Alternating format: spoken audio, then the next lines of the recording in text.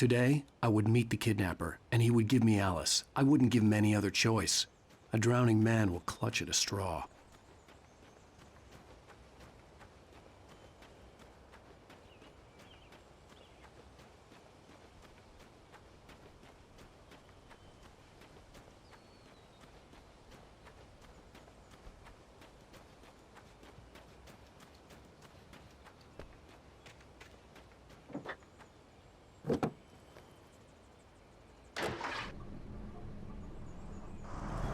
Little by little, without realizing it, I'd come to believe that the story in the manuscript was coming true. The current of its narrative had taken me deeper and deeper into dark waters. Alice had been taken from me. Barry was probably in jail. I was a fugitive from the FBI. The whole world taken over by the dark presence was trying to destroy me. It all felt real, but it matched a textbook case of insanity.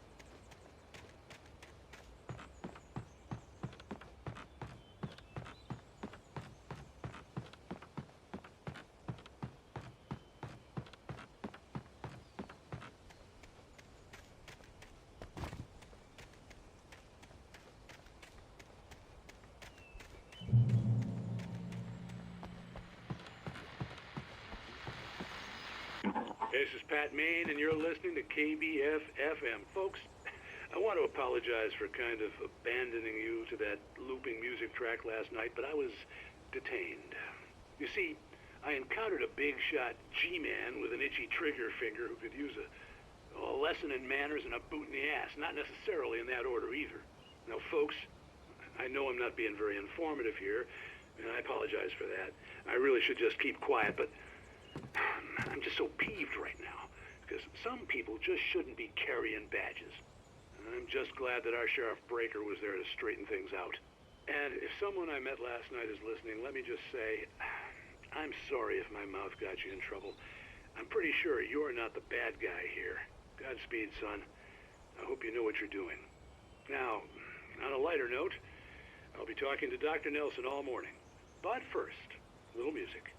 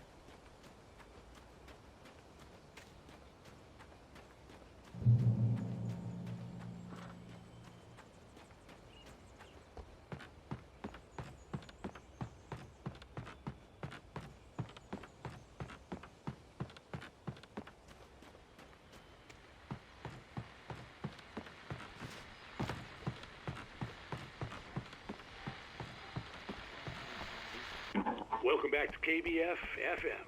Hope you enjoyed that tune. Now, Doc, you were talking about life and finding that special someone, that soulmate. Well, you were talking about that. I was saying I don't buy it. Oh, see, to me, that's strange, because I always pegged you as a hopeless romantic. You got me there, Pat.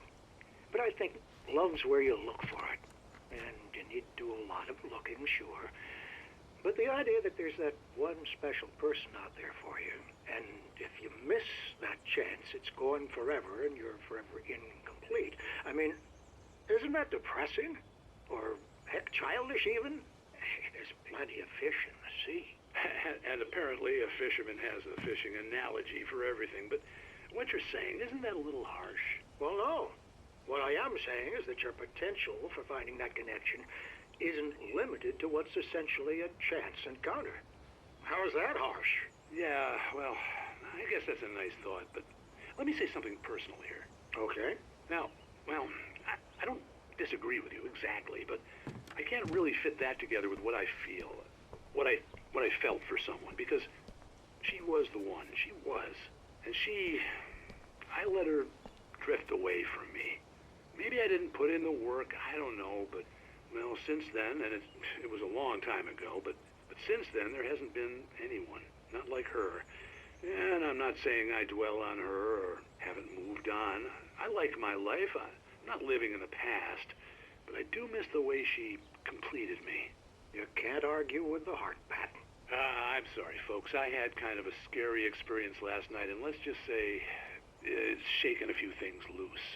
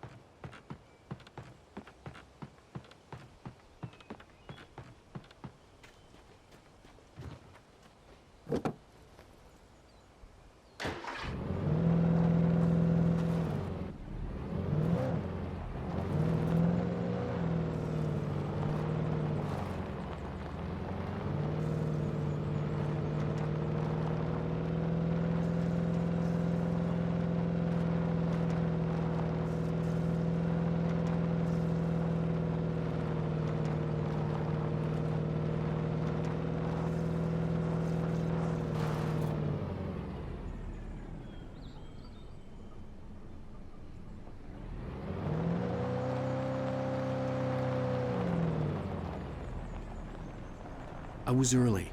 I was supposed to meet the kidnapper at noon in the main building. The coal mine was quiet. It was a museum now.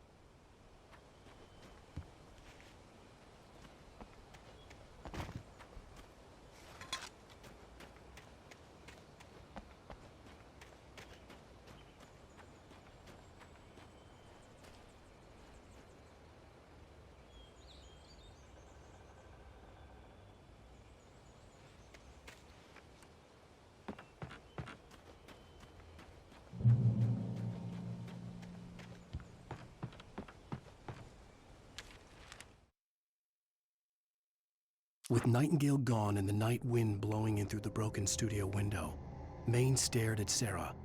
The sheriff looked away. Maine's voice shook with barely controlled anger. That boy's doing more drinking than thinking.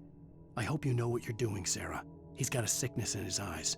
You take my word for it. He wants Wake for a reason, and it's not for anything good.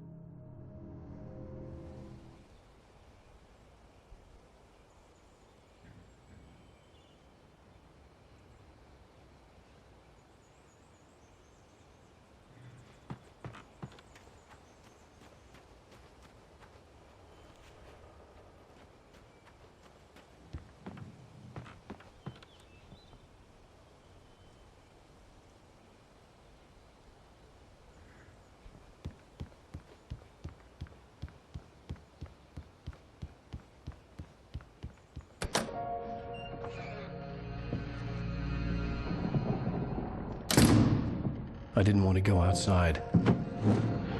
Cops had to be looking for me. The noon sun turned the place into a sauna.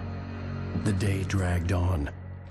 Different scenarios ran through my mind. Ways of how I'd torture the kidnapper to get Alice back. Or the different horrible things he could have done to her. I imagined her dead. I had no way of knowing she was still alive. It was killing me. I was running on blind hope. It was all a waste of time. The bastard never showed up.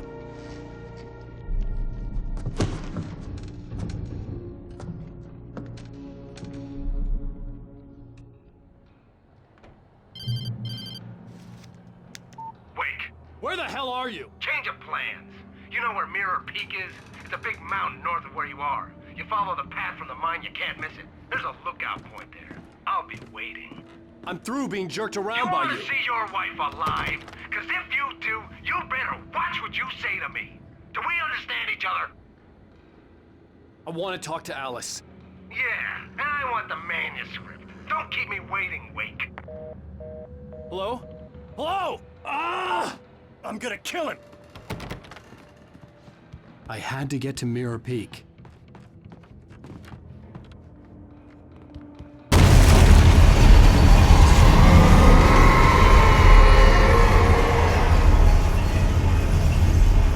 It was close. Maybe closer than ever before.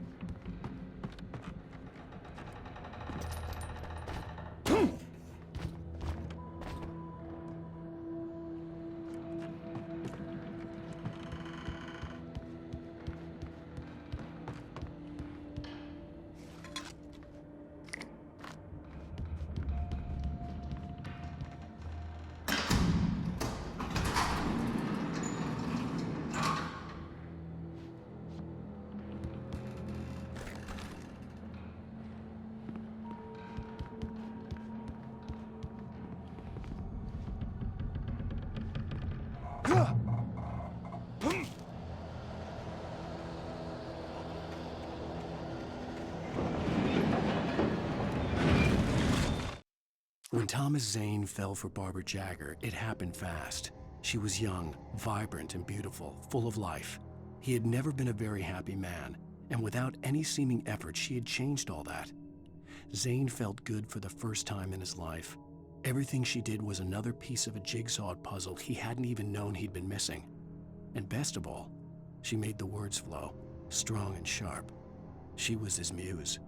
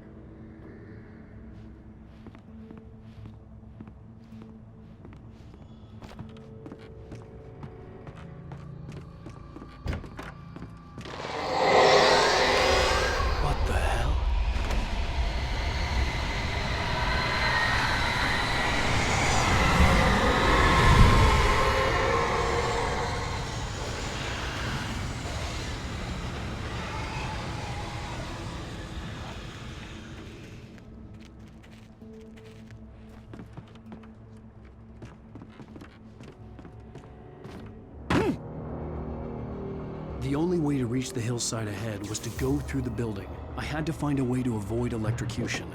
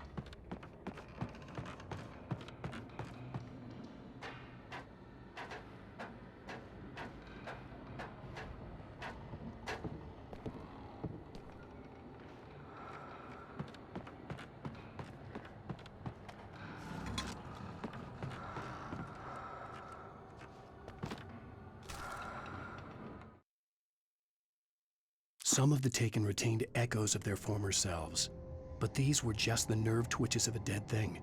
Nothing remained but a shell covered and filled with darkness. In most cases, these puppets were enough for the purposes of the Dark Presence. But for anything more elaborate, as with the writer, it was different. It needed his mind. And so rather than taking him over completely, it merely touched him.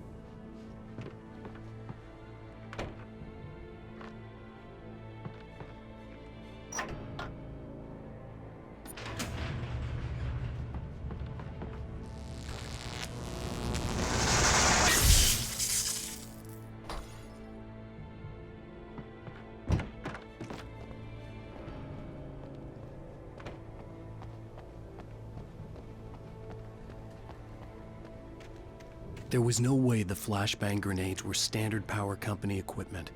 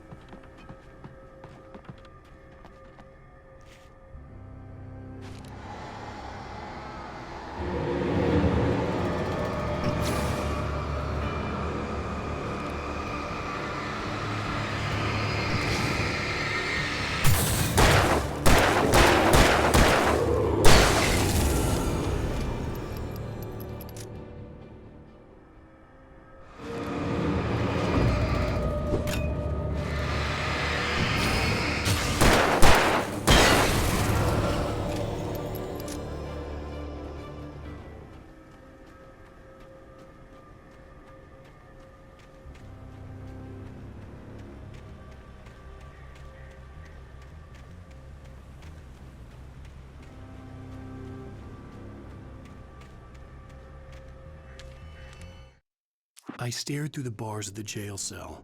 Barry stood behind me, swaying on his feet, looking as ill as I felt. Agent Nightingale stood on the other side of the bars with Sheriff Breaker. Nightingale had a stack of manuscript pages in his hand. He seemed unhinged as he gloated.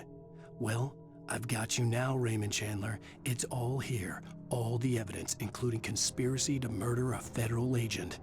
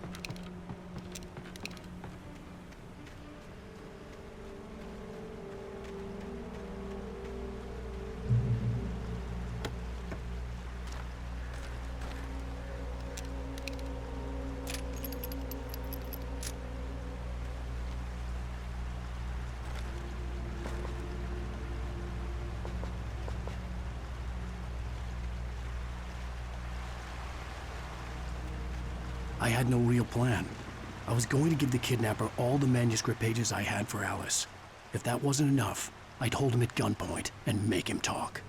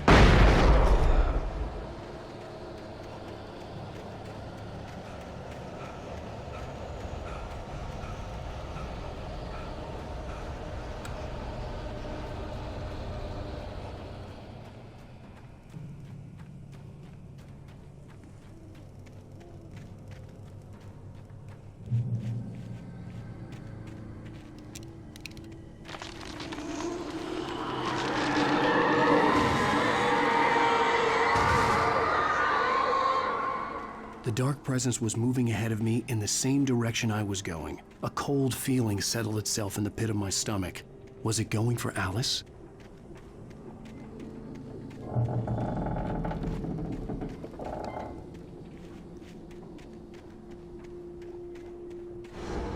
The graveyard shift may cause cancer.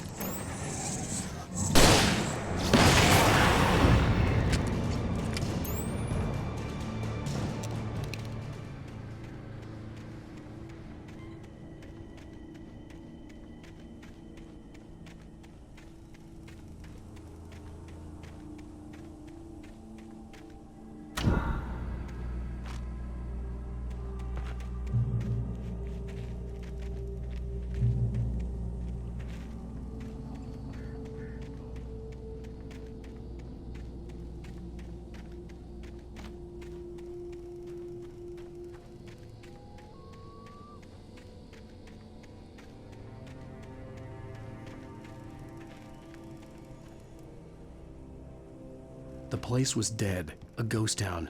Had been for decades, maybe a century.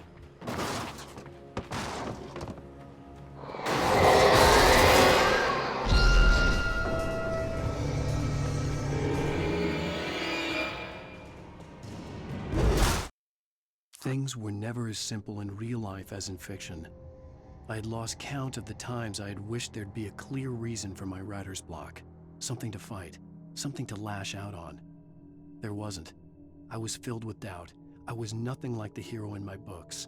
Alex Casey had gone through his life with single-minded determination, never wavering from his goal. Even now, I was angry at myself, angry at Alice, angry at Barry. I was fumbling and I had no plan.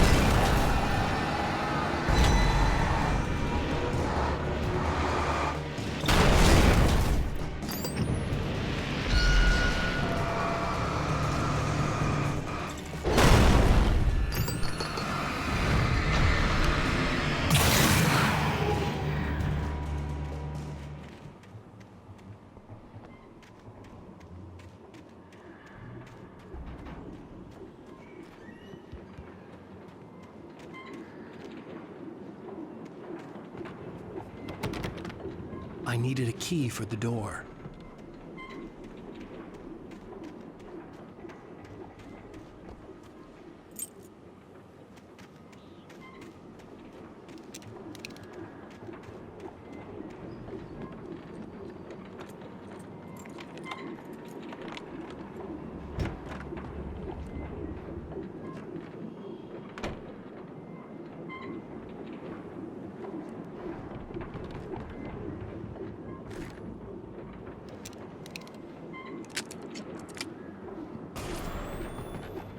Anything outside of riding is a struggle.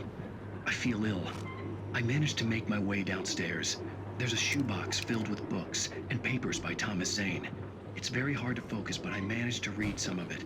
He's a poet, and a good one. He writes of muses and creators summoning fabulous things from a magic lake, using his powers to shape the world of a realm of gods and dreams and demons, dark things that wait for a chance to slip through, wearing the flesh of men as disguise. Zane writes about himself, his girlfriend being taken over by a dark presence, about growing scared of the lake. Zane believes it's a mirror to the gaping void of darkness above, where some Lovecraftian presence lurks. I crawl back upstairs. I'll borrow these things for my story. They ring true. They fit.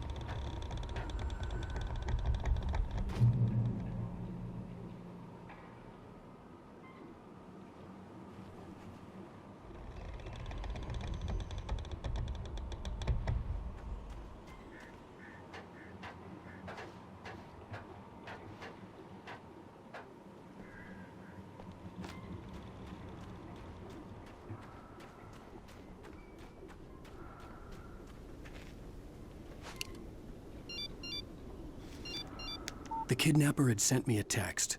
The message was full of spelling errors and insults. It was telling me to hurry up.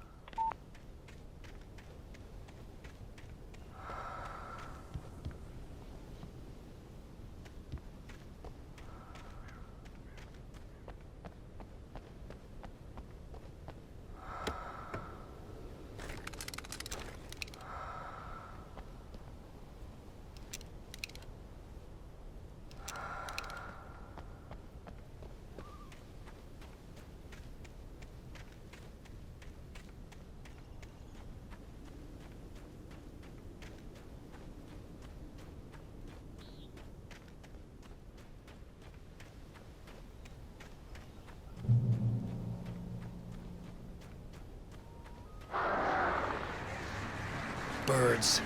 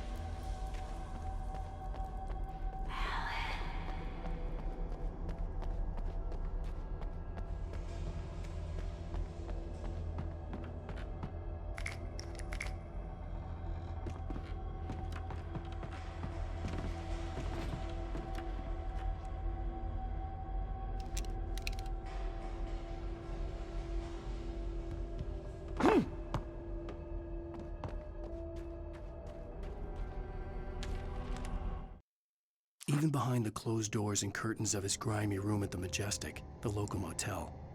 Nightingale could feel the locals' eyes on him, the unrelenting pressure of their judgment. He forced it out of his mind.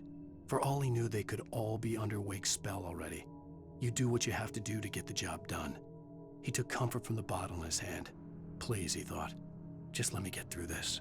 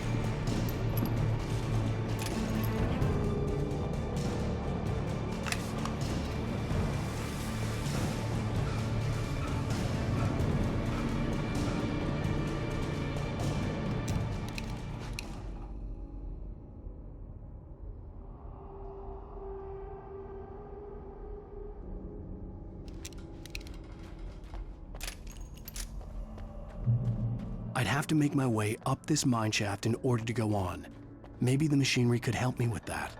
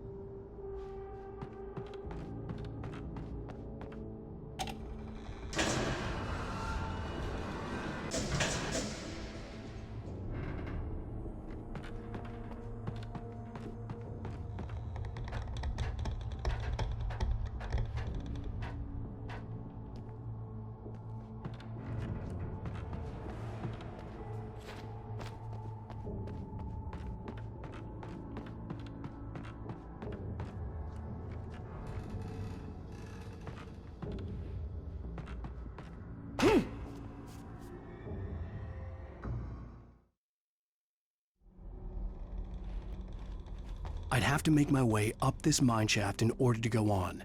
Maybe the machinery could help me with that.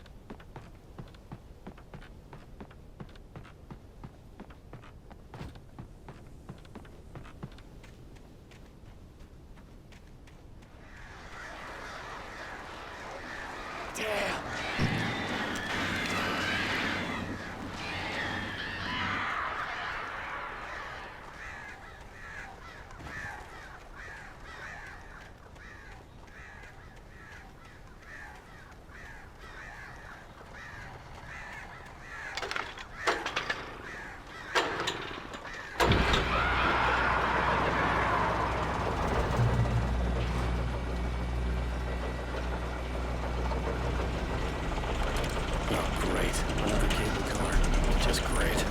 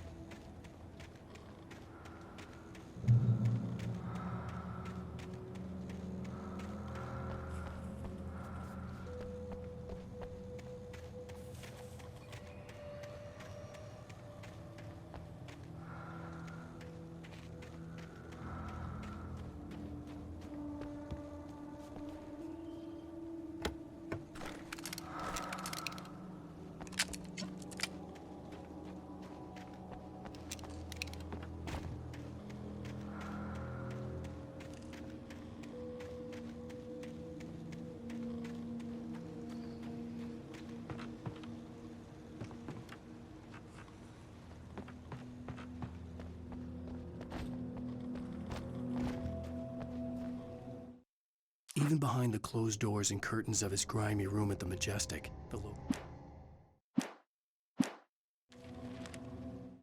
Maud had checked all of Stucky's rental cabins.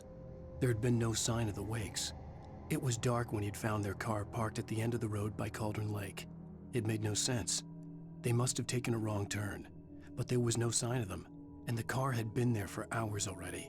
Frustrated, Mott stood on the rotten ruin of the footbridge that had once led to Diver's Isle before it sank beneath the waves years ago. The boss wouldn't be happy.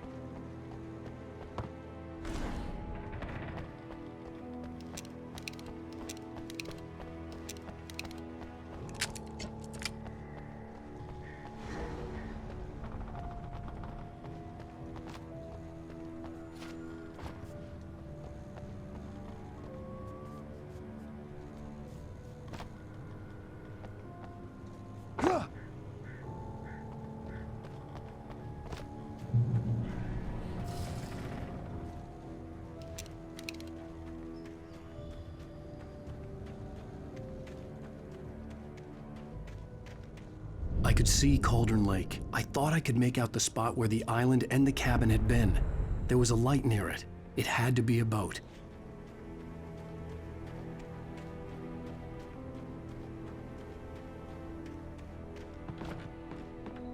I was close now. I had to get there fast. I dreaded what I would find.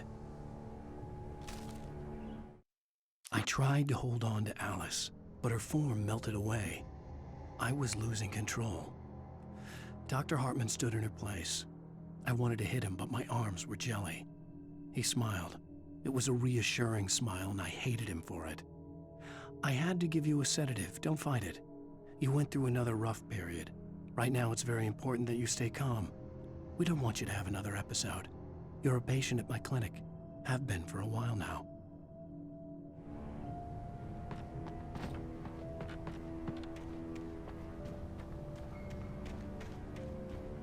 Wait! That you? Wait! Hey, I'm here! I'm coming! No! Get away! Sorry. Please, it's late. The boss didn't know who he was messing with. I didn't know. I swear, I didn't know. We don't have his wife. We don't know where she is. She's probably drowned. We just said we had her to make a play ball. You see? To get him writing for us.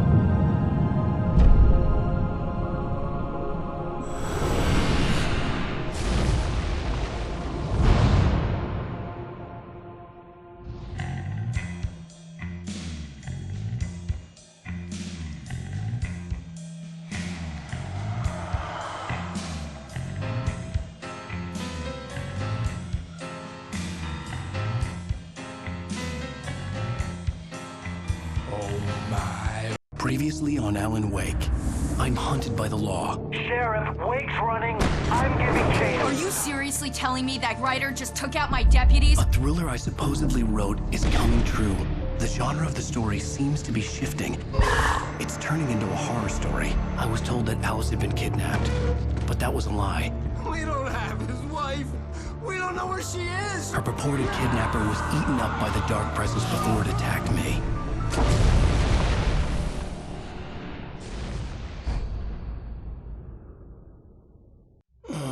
Alan, shh, baby. It was just a nightmare. Alice. There you go, Alan. Hartman. I fell. I had to give you a sedative. Don't fight it. You went through another rough period. What? Right now, it's very important that you stay calm. We don't want you to have another episode. You're a patient at my clinic. Have been for a while now. The shock of your wife's death triggered a mental illness. No, you're lying. You're suffering from various symptoms of undifferentiated schizophrenia. Bastard. It's okay, Alan. Just let go.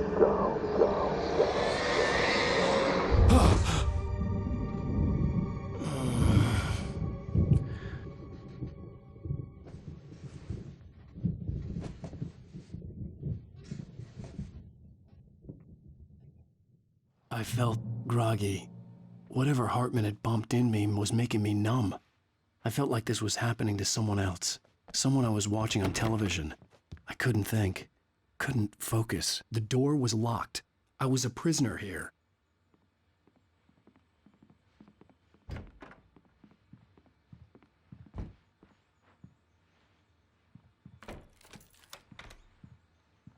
Good evening, Alan. Are we feeling better now? Feeling calm? Yeah, I see you brought your pet gorilla with you.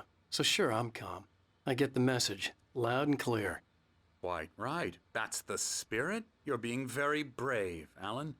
I understand you're confused. I would be more concerned if you weren't suspicious of me. I don't blame you for it. Big of you. Now, why don't you come with me? We'll reacquaint you with my clinic and go over everything you might have forgotten.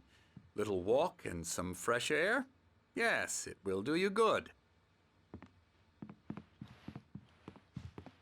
This corridor is for patients. Most of them aren't here right now. Jack took them out for a fishing trip, except for the ones who are particularly vulnerable, of course. I encourage creativity as a part of the recovery process here at Cauldron Lake Lodge. I specialize in treating artists. I bet you do. Splendid, Alan.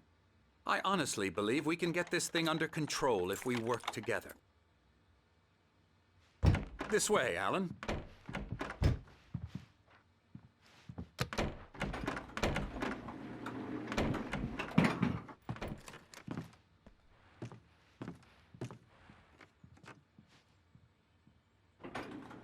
Now, Alan, from past experience with you, I know I need to get right into the heart of the matter as quickly as I can after an episode. So I'm just going to say this. Alice is dead. No. You're in a very vulnerable state until you understand and accept this. Alice drowned, and you couldn't face that. You're suffering from hallucinations, paranoid delusions, unusual thinking, an obsession about light and darkness, a feeling that everything revolves around you, your thoughts and dreams. Your mind has constructed an elaborate fantasy scenario in which your writings are affecting reality. She has been kidnapped and supernatural forces of darkness are trying to stop you. We go this way, Alan. I wasn't ready for another shot, so I went along with it. He had to be lying. But under the influence of the drug he had given me, I had to fight not to believe his words. It's all in your head. You've been making it up. Apart from the tragic accident with your wife, no one has been killed. Your delusions are just a manifestation of your subconscious mind trying to protect you from the too painful truth. Unless we fight the fantasy, it will return. I know the instinct is to resist me, but think about it. Doesn't this make far more sense than the insane supernatural conspiracy you have concocted in your mind? You're a skeptic by nature, Alan. We both know this. Everything can be explained logically.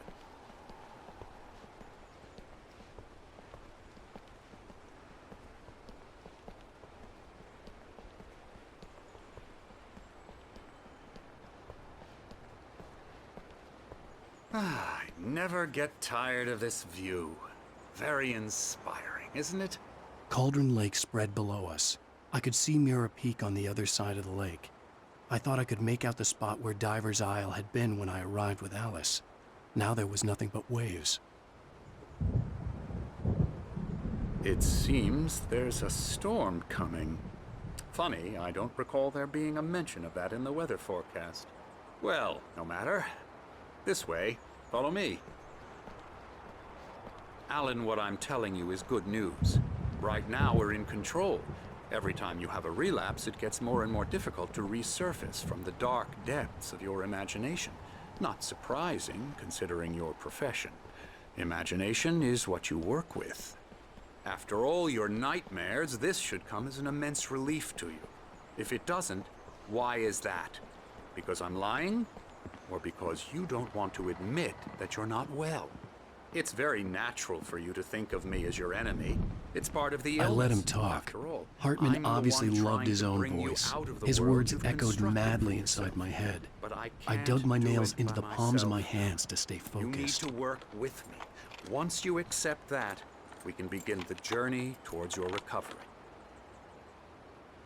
Come along. Let's go inside.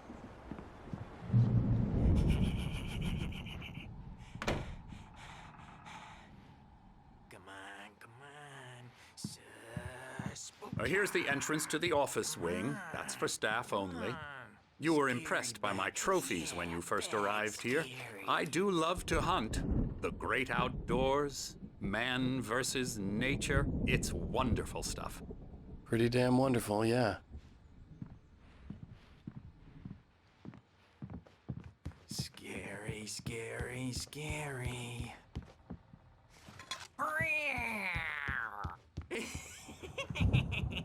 Emerson.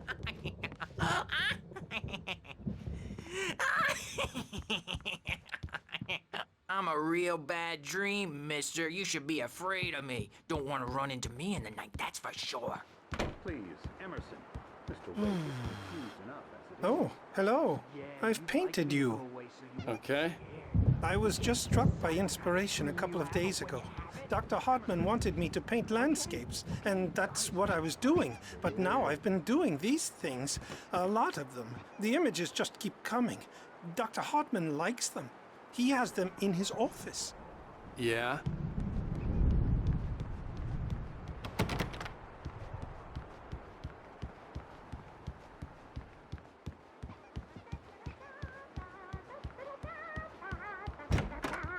Alan, please, this way. Now, you might have noticed the typewriter in your room. You've been writing as a part of the therapy. As soon as you feel up to it, you should continue.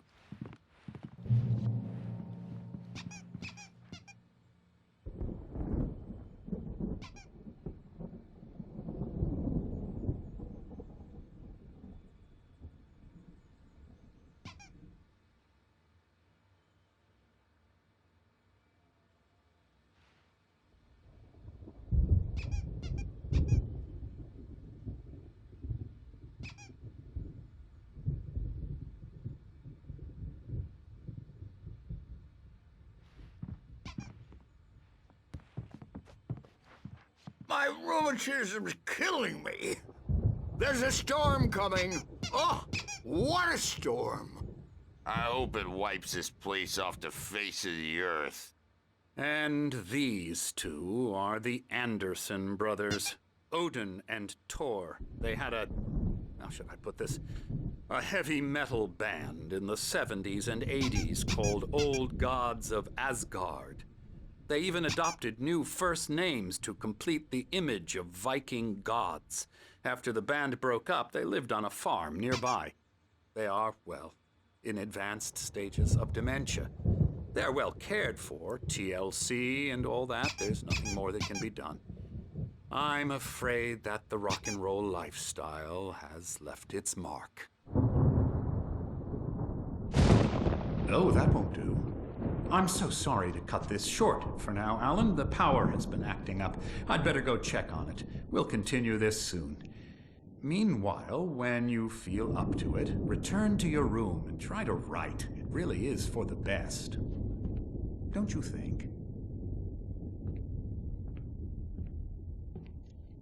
I'd like to bash his head in with a hammer. Oh, he'd love to fish out our secrets, but he has no clue. He's not crazy enough. Not crazy like us, Sonny. Yeah! Being crazy's a requirement, Sonny. Who else could understand the world when it's like this? It takes crazy to know crazy. That's the sanest thing I've heard in a while. Zane! You're all right, Tom. Hey, we like him, don't we, bro? He's got to go to the farm. The Anderson farm. Valhalla! We wrote it all down, lest we forget. A crash course. All you need to know to get your head right. You need to find the message. Here, Sonny, here's something for you. Gave me a rash, but I kept it safe from these bastards. Zane could feel the poems, taking form, shaping things. As he experimented, he imagined he could almost feel the power surging through the keys of the typewriter. It exhilarated him. But there was fear, too. If not for his young assistant Emil, he would have given it up. But Emil convinced him otherwise. He too had a way with words. My head was clearing up, or according to Hartman, I was sinking back into the fantasy. I was convinced he was lying to me about everything. Crazy or not, the Andersons made more sense. Tom, you got any booze on you? Yeah, no. Sorry, We have a guys. stash of the special stuff at the farm. Our own formula, local ingredients, medicine. Clears your head right up. I'm a bad dream, and you can't wake up. You can't hurt a nightmare because all The storm's bound to make dreams are you know only who jumpy. You know how they get. They're only in your head, and they're not there when you wake up. So you can't. I'll do that, Birch.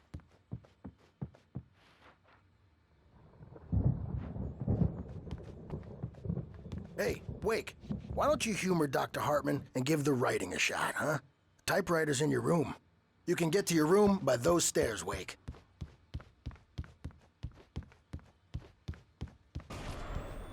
Something's wrong.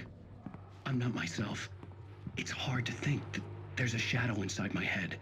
I can only focus on writing. Everything else is a blur. I'm trapped in this cabin.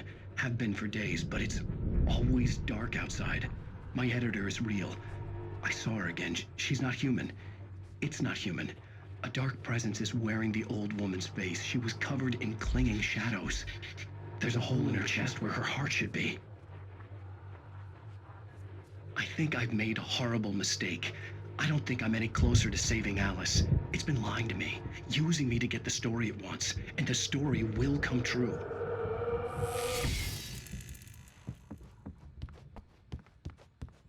Hartman had mentioned that the power had been acting up. Maybe that was the reason for the generator and the work light on the balcony. The generator hadn't been activated, and there was no key.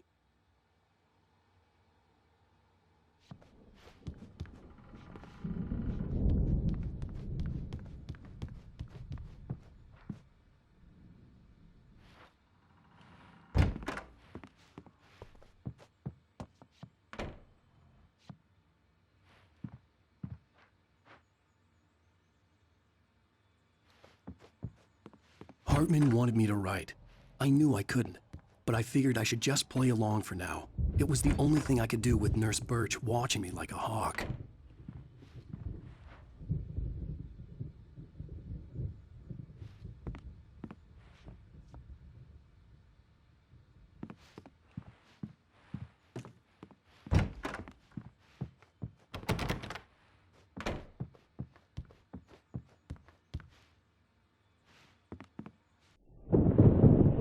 The white glare of the blank page in front of me hurt my eyes. My hands began to shake uncontrollably.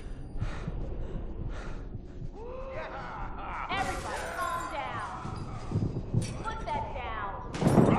Bert, I need help. Hey, Wake, you stay here. I'm gonna go see what's up. You just keep doing what you're doing. Be cool, okay?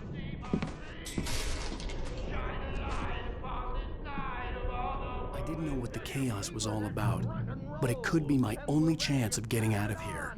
Where the hell did he get a damn hammer? I don't know. Hammer's up. Here's a friendly poke from Mjolnir, wench. Oh, afraid of the... Hartman kept talking, giving Barry the grand tour, clearly proud of the place. He went on and on about his hunting trophies, and Barry was impressed. But he was here on business. He raised his voice, cut through the monologue. Hey, Hartman, where's Al? Hartman stopped in mid-sentence, annoyed at the interruption. He nodded at the hulking orderly standing nearby. The man smiled and clapped a practiced hand on Barry's shoulder. You see, brothers, are ya? Not so weak now, are we? Sinclair looked bad. That wasn't a love tap. The crazy old fart hit her hard. If she was one of Hartman's goons, she had it coming. I could get the key to the office wing from Sinclair. The backstage is all yours, Tom. Seize I your had to get to destiny. Hartman's office. He had taken all my manuscript pages. That's where he'd been keeping them. Come out and face the music, Birch. It's time to pay the piper. Maybe you could come out and beat our wrinkled, adult, diapered asses for it, since you're so tough, Birch.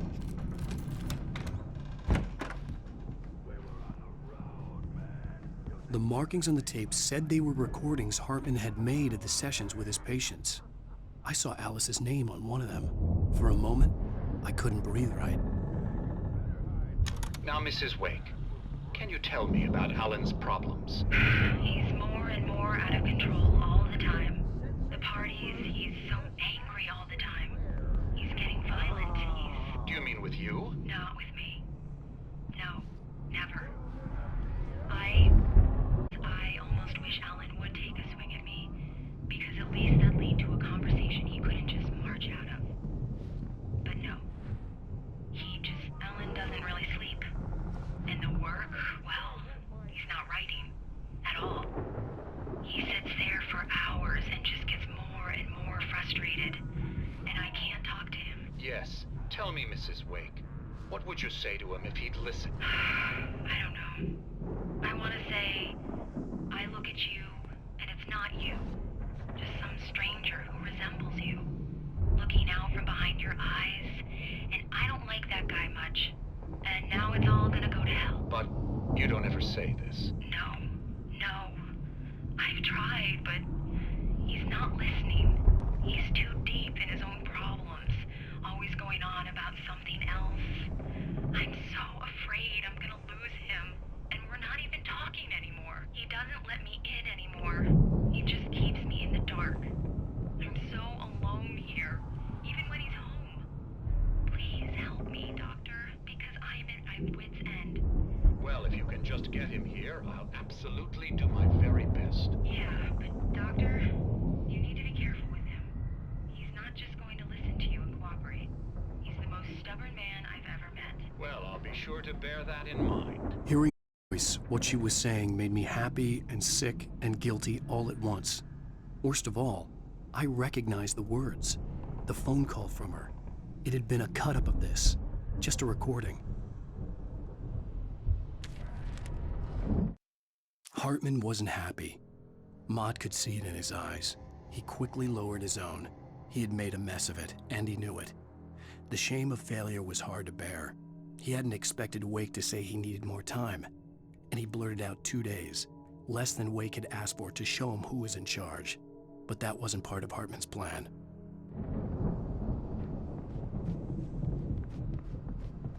Let me out of here! Hartman, do you hear me? I'm gonna sue your crazy quack ass to shreds! Barry? Ow! About time! Barry, man, am I glad to see you. We need to get to Hartman's office. It's right next door. You okay? Yeah. I mean, no! The cops found me at Rose's trailer, but they didn't hassle me too much. I'm obviously a victim in this, and I demanded to be treated as such. Or else I'd sue their asses. Speaking of asses, that vet gave me a real hard time, but I had no clue where you were. That guy's crazy, Al. But he let me go, and then I get a call from Hart.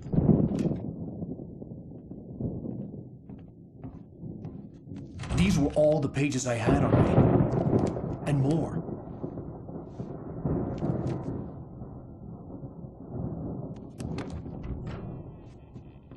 Alan, please.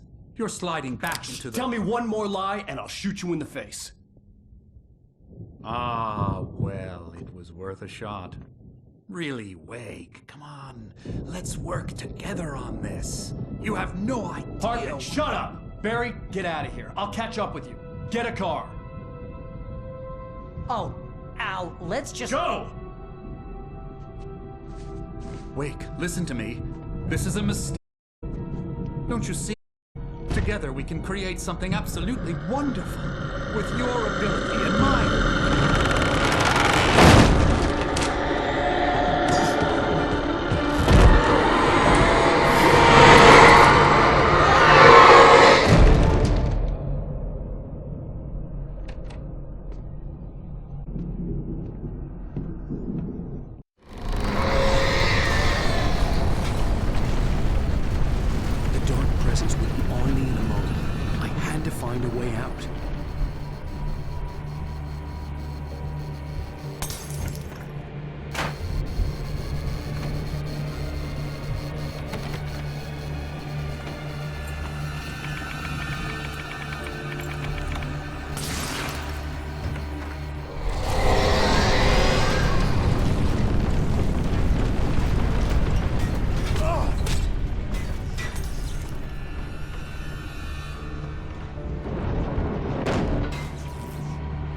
needed light to get the possessed bookshelves out of my way.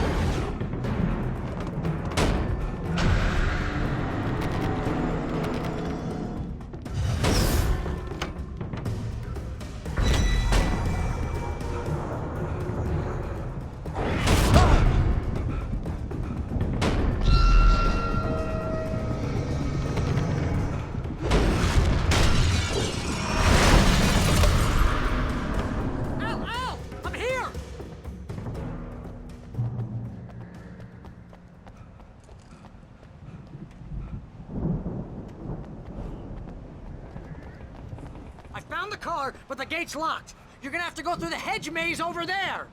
Barry, I don't have a light. Take this, Al. Oh, God! Look at the house, Al! Look out!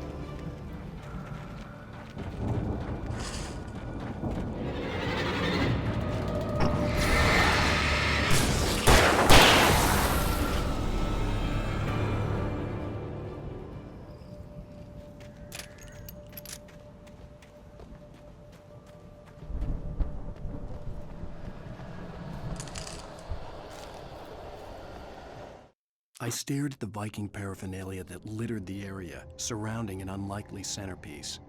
A full-size stage complete with an impressive sound system with all the trimmings, including a dragon. It took a special kind of crazy to build something like this in a remote field. When the sky split open with a deafening boom and the music started blasting, it felt strangely appropriate.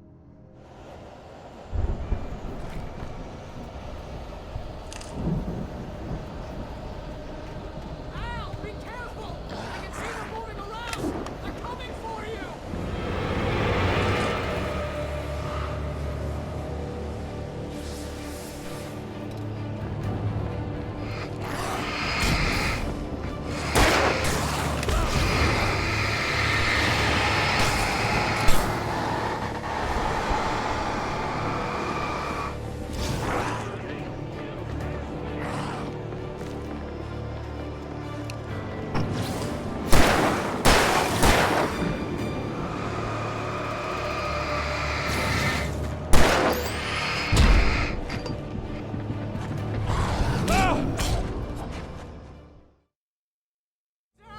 The house looks bad! Let's get out of here!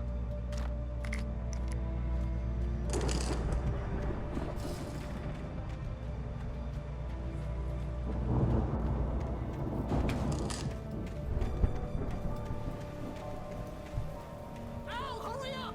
I can hear those evil guys moving around!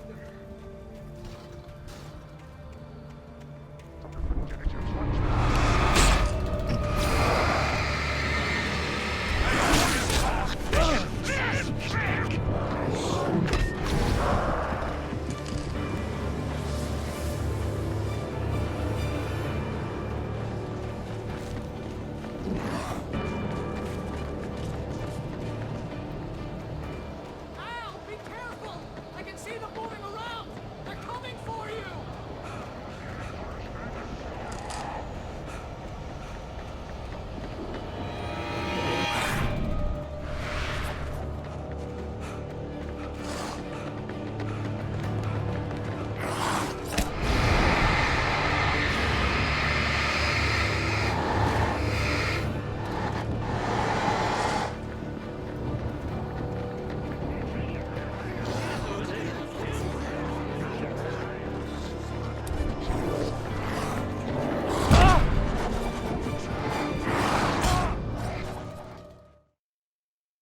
Al, the house looks bad! Let's get out of here!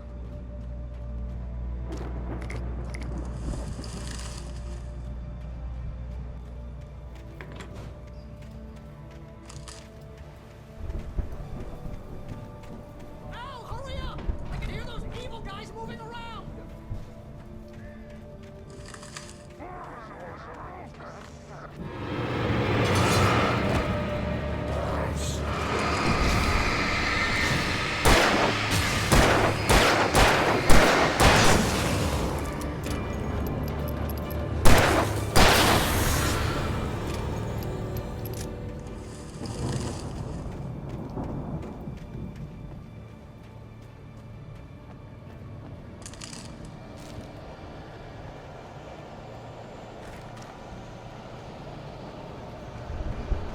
Al, be careful!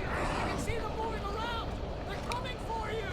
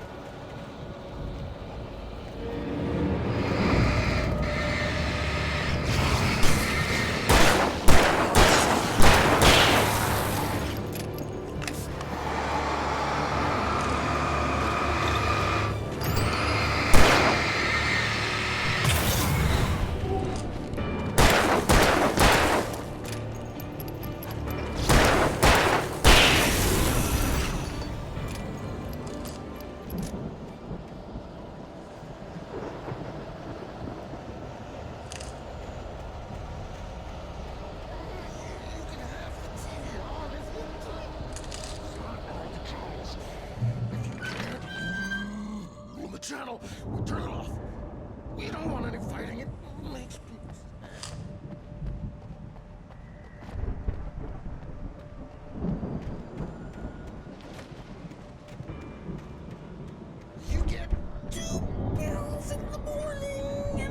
you'll be nice and calm all day long.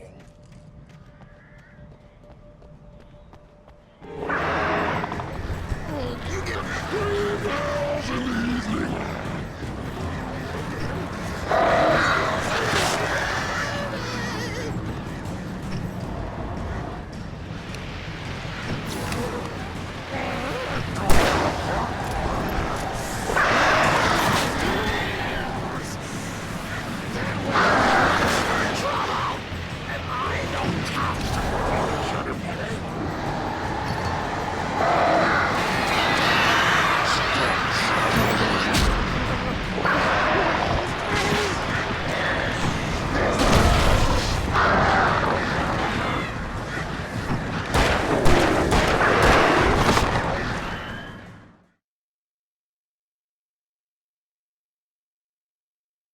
If you can't rule the channel, we turn it off. We don't want any fighting. It makes people mad.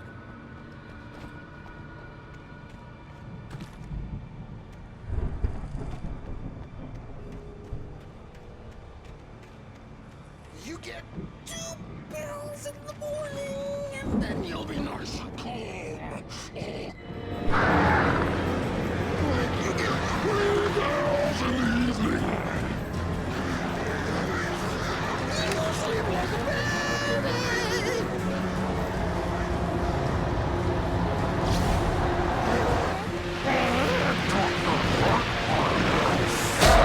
Thanks to me.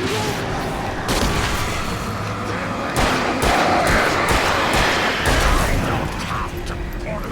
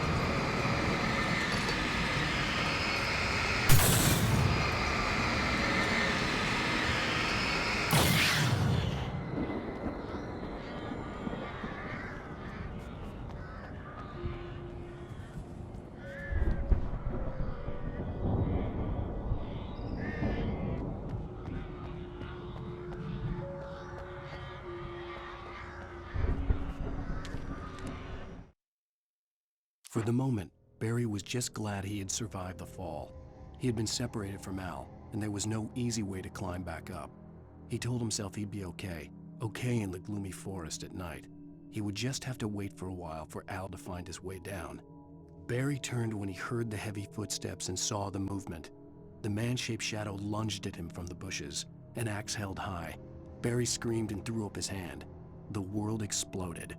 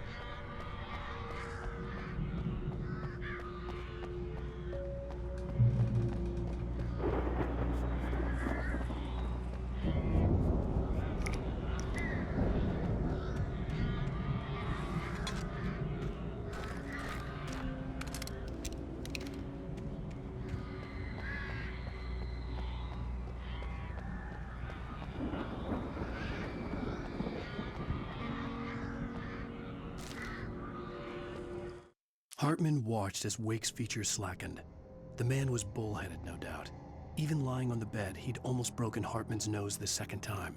But with a little time, he could break Wake down, give him proper direction. Wake was easily the most promising subject he'd had. Well, since Tom, really. "Sleep well, Alan," Hartman whispered with a smile. "Let me take care of you." He sniffed hard to clear his throbbing nose, swallowed blood, and barely tasted it.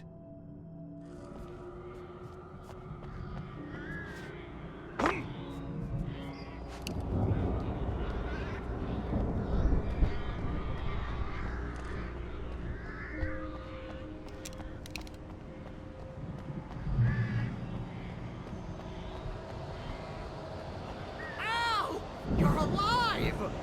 Let's get out of here. Can you open this gate? Maybe. Barry! Well, I slammed it shut when the nasty showed up, and the key fits kind of loose in the lock, so, Barry! I'll find it! Don't worry about it!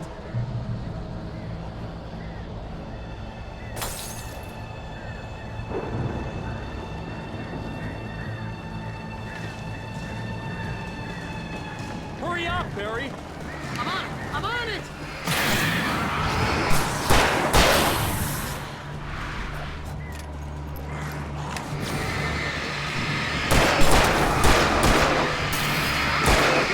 Just hang on, Al!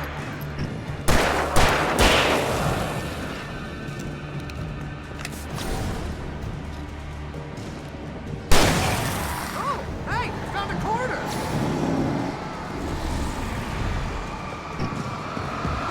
Oh!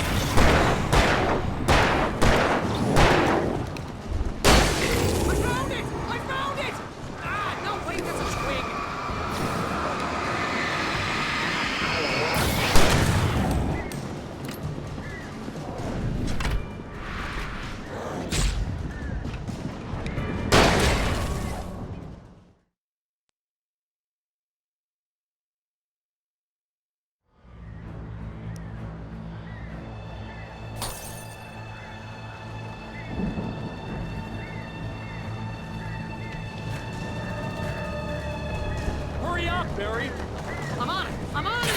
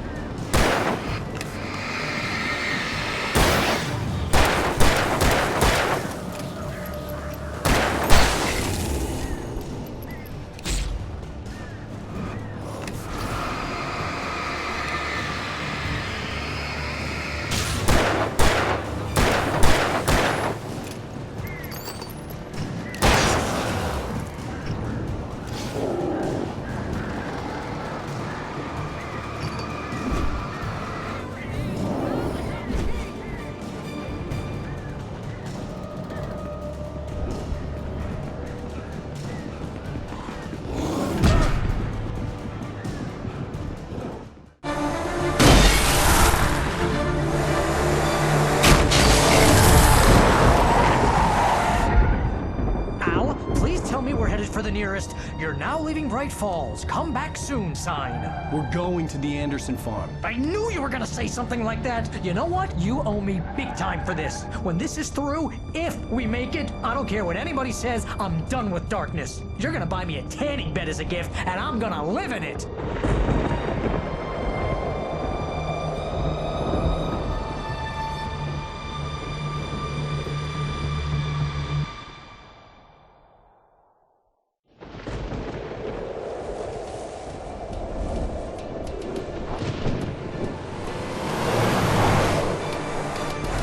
Crazy, but that's fine, Barry. Oh, you got that right, Al. You're barking mad. You are by far the craziest... But maybe that's inevitable when you deal with crazy stuff like this. It helps. This is happening, Barry. Alice, they never had Alice. She's trapped in the darkness at the bottom of the lake, but she's not dead. Al, how can you know that? I know, Barry. I can... Al, No, listen. I can bring her back. I can find her. There's something special about this place. The lake, it does something to the works of art created here. It makes them come true. But there's a catch. The dark presence, whatever that thing is, twists it to its own ends. That's why all of this is happening. It's using my manuscript to take over everything. Al, I believe you. It happened to Thomas Zane before, it happened to the Andersons. I believe you. Crazy or not, you're not delusional. Weird shit's going down. That's a fact.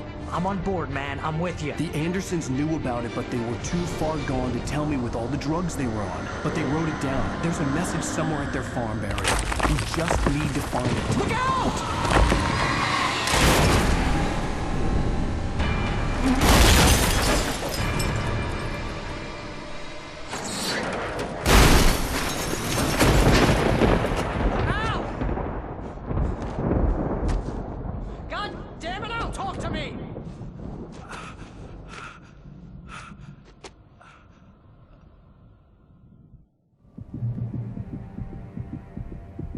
I had lost my gun in the crash. Barry was nowhere to be seen.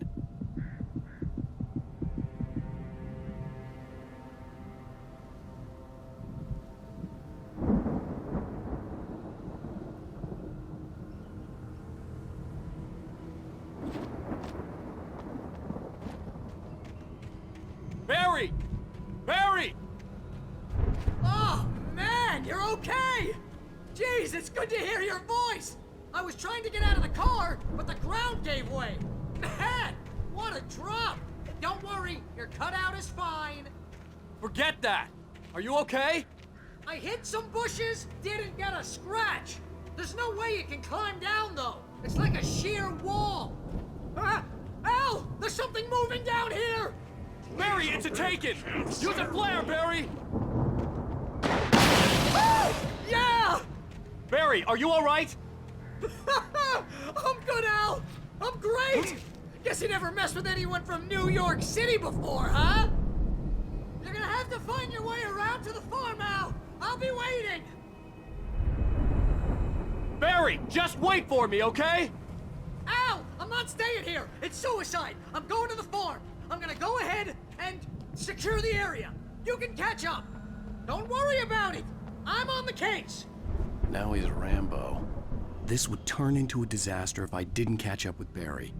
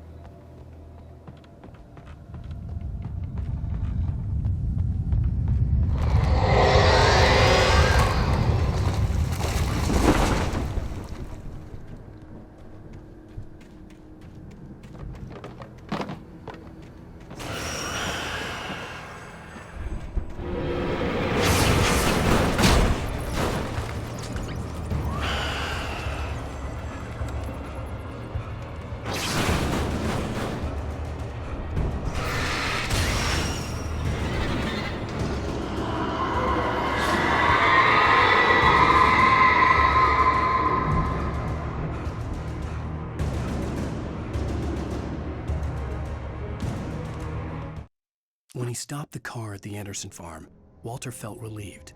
Oblivion was close at hand. The brothers wouldn't miss a jar of moonshine or two in the booby hatch. But then he saw the man on the porch, and he knew who it was. Driving for his life and knowing it was useless, he didn't realize he was crying until he couldn't see the road for the tears.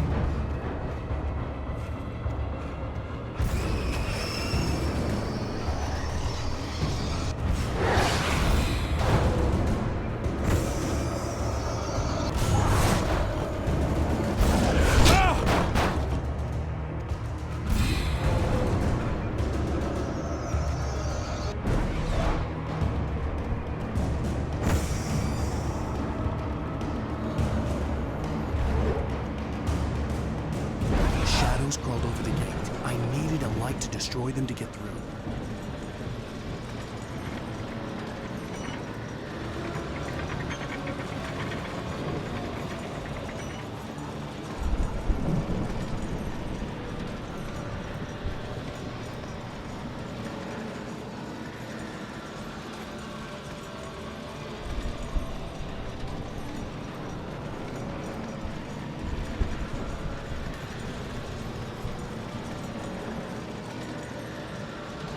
I hoped there'd still be a working generator somewhere around here to power up the old lights by the gate.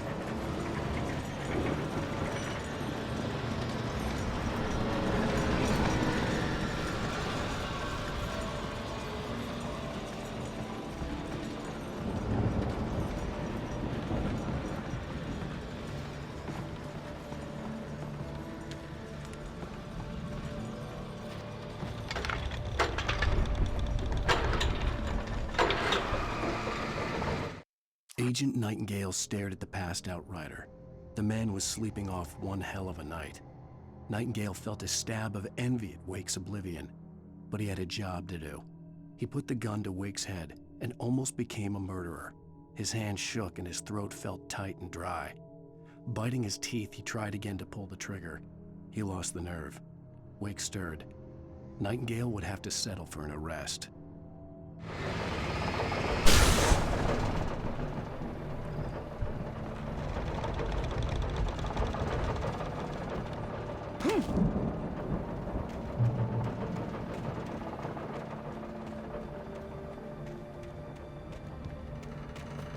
I could sense the movement in the woods ahead.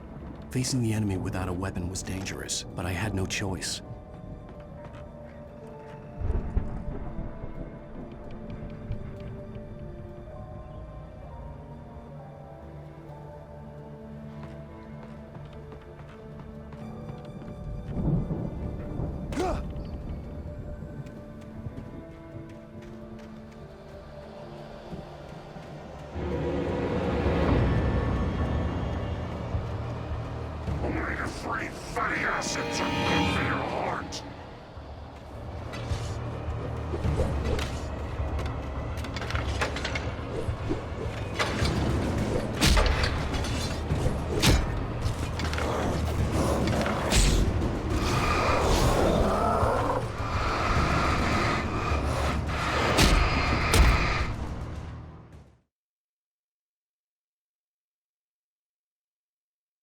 I could sense the movement in the woods ahead.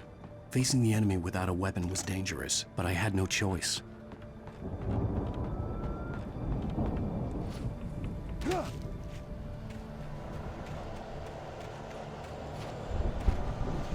Omega-3 fatty acids are good for your heart.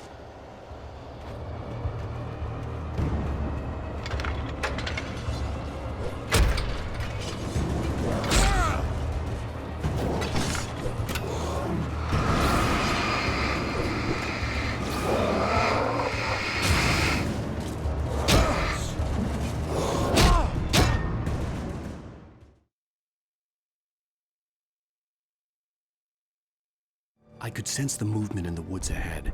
Facing the enemy without a weapon was dangerous, but I had no choice.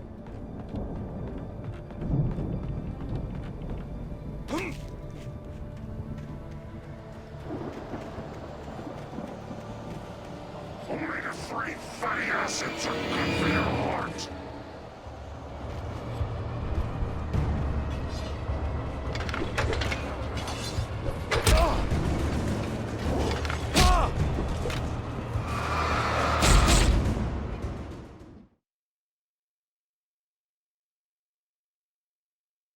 I could sense the movement in the woods ahead.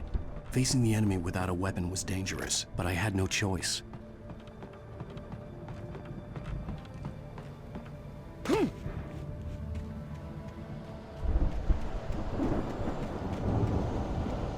Omega-3 fatty acids are good for your heart.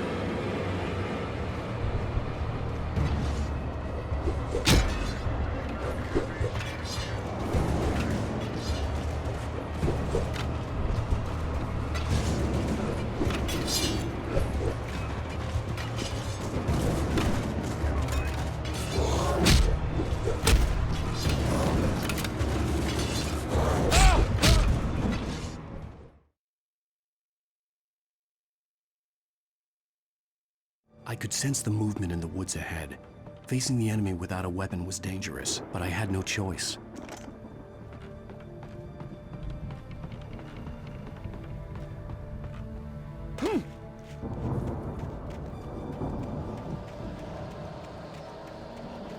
Omega-3 fatty acids are good for your heart.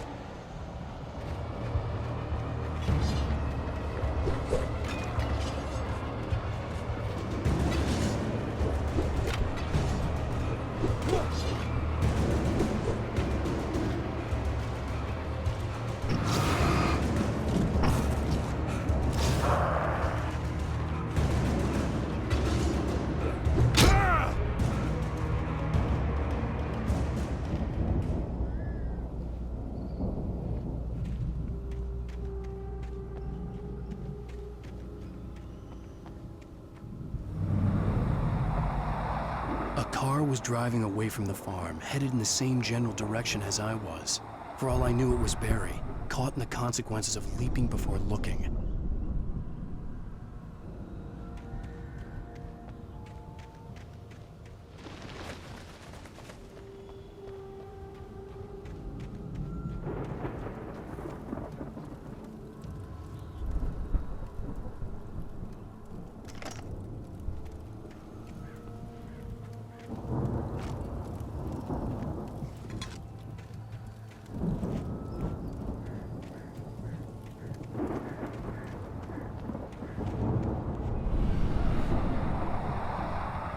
The car was heading for the cabin up ahead. It wasn't far. If it was Barry, I would see the damage soon.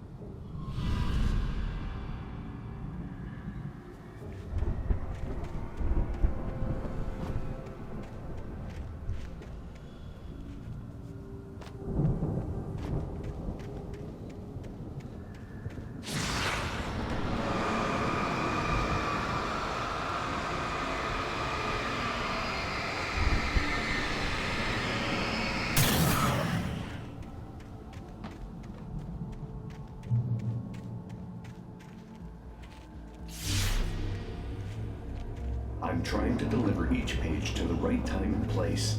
I'm trying to show you how the story goes. I had seen glimpses of the light before. I had seen it in my dream. It was a strange spaceman or a diver in a bulky suit. He was the one who'd been placing the pages on my path.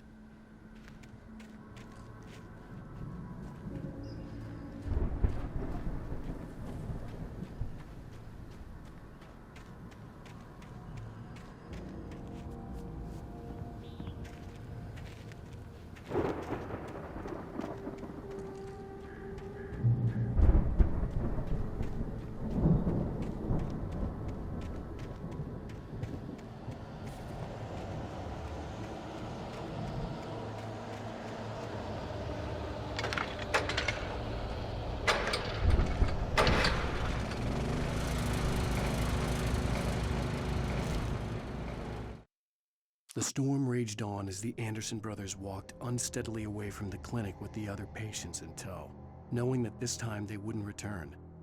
The darkness around them seethed with horrors, but Tor and Odin were unafraid. Their eyes glinted with guile. They knew every secret path, and there was blood on their hands. They had fought these shades before.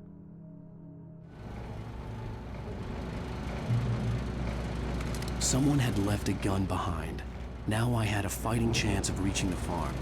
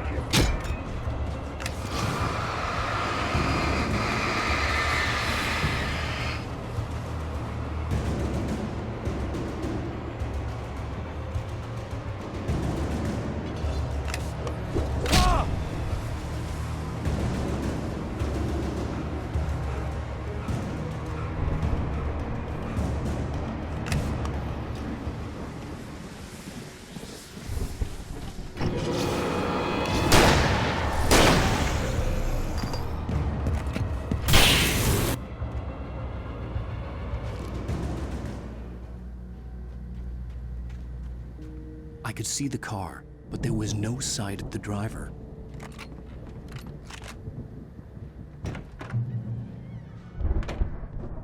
Hello? Anybody here? Barry! No! Danny, you're not! Please! What are you? No! Don't! I'm sorry!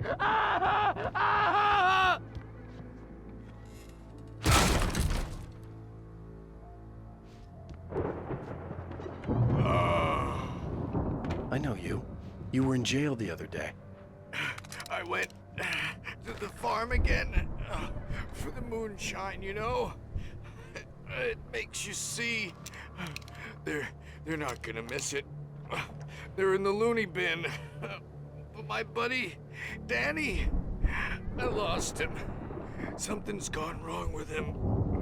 It's not him. Like a real bad follow-up to a real good movie. Where the best friend's suddenly the bad guy. Who wrote this crap anyway?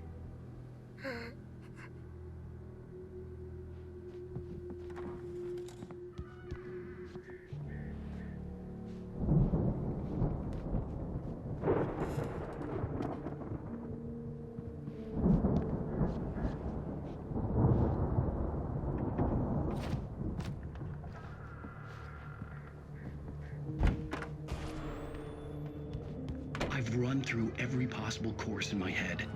If I continue like the Dark Presence wants me to, the story I'm writing won't save Alice. It's a horror story, and it's going to kill her, and me, and everybody in this town. No one will survive. Darkness will consume everything. This is what it's wanted all along. It will be free, unstoppable. It used Alice to get to me, dangled her in front of me to keep me going. It was never going to release her. I'm going to change this. I'll escape. I've written myself into the story. I'm now the protagonist. This feels like a terrible risk, but it's the only way to save Alice.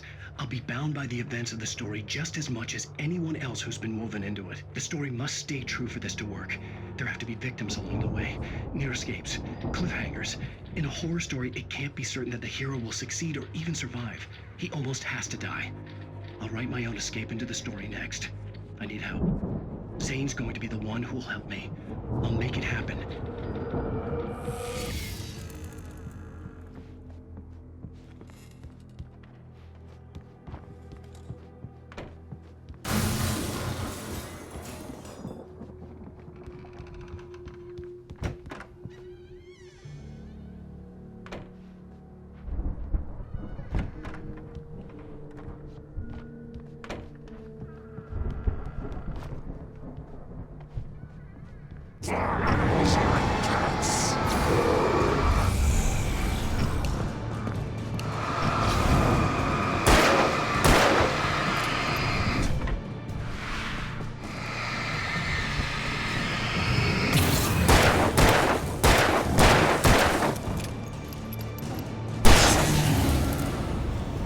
Let me guess. Danny, huh?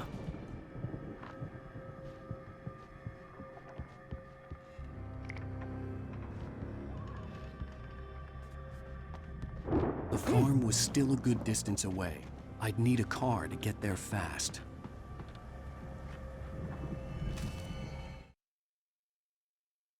For a moment, Hartman considered strangling the idiot. Mott was mean-spirited, but easily manipulated. An emotional infant who lived for his approval. Wake, by contrast, was a far more difficult subject. Mott had given him too much leash. In 2 days, who knew what could happen? Hartman would have to find a way to rein him in, and quickly.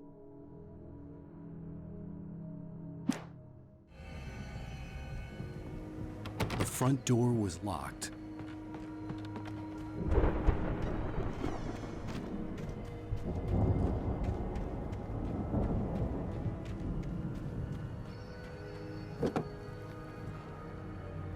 If Barry wasn't up here, he was probably in trouble down at the farm. For a moment, I felt bad for doubting him. After all, I'd made it this far myself. But Barry was Barry.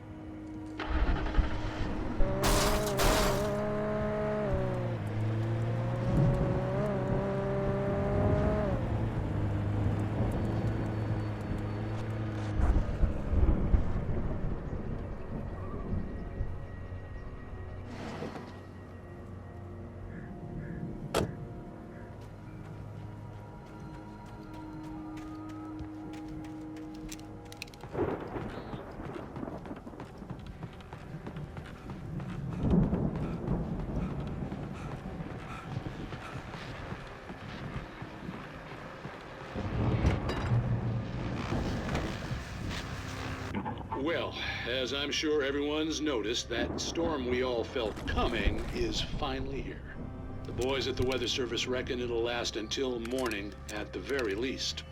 Pertaining to that, let me read that missing persons alert again. The Sheriff's Department's still looking for a Caucasian woman, 30 years old, slim and blonde with blue eyes.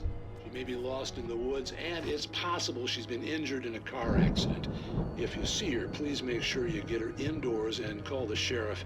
It's bad weather to be caught out in, so if you see someone in the area who maybe looks a little confused, give him a hand, all right? This is Pat Maine on KBF FM, hoping you're all safe and warm tonight.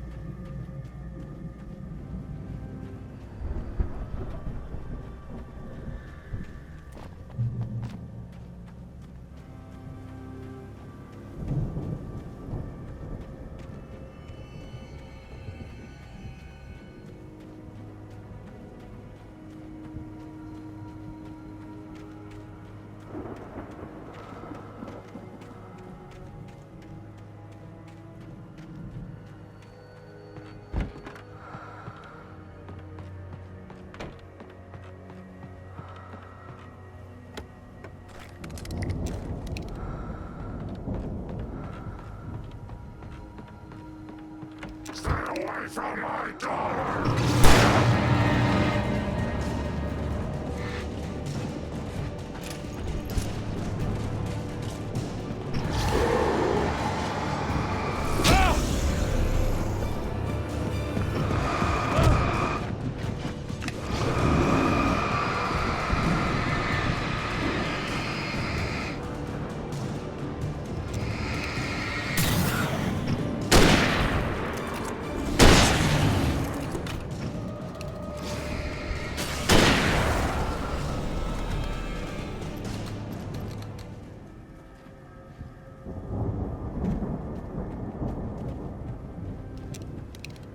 I'd known the brothers used to be some kind of rock stars, but it hadn't really sunk in until I saw the stage.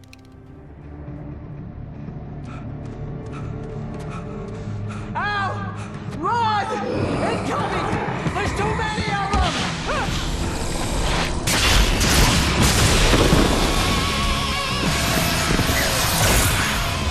God damn!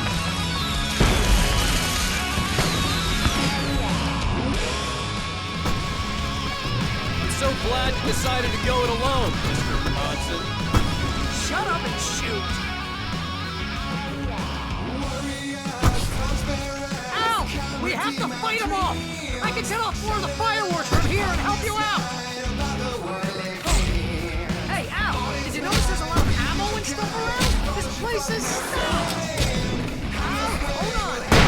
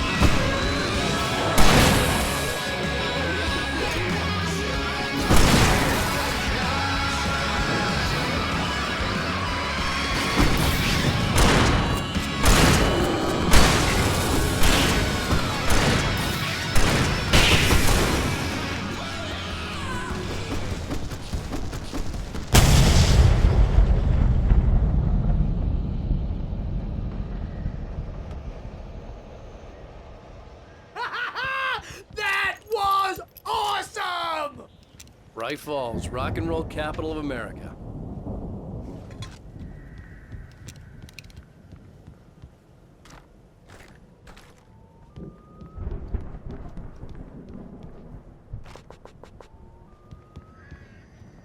Hey, Al! This way to the farm!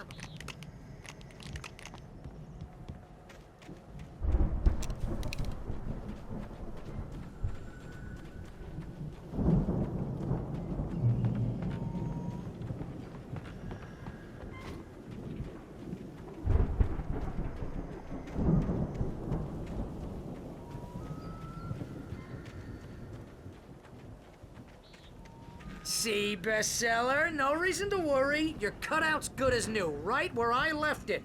I'll come back for it once we have the place secured. Yeah, that's been my biggest worry all this time. We need to get this thing moved out of the way.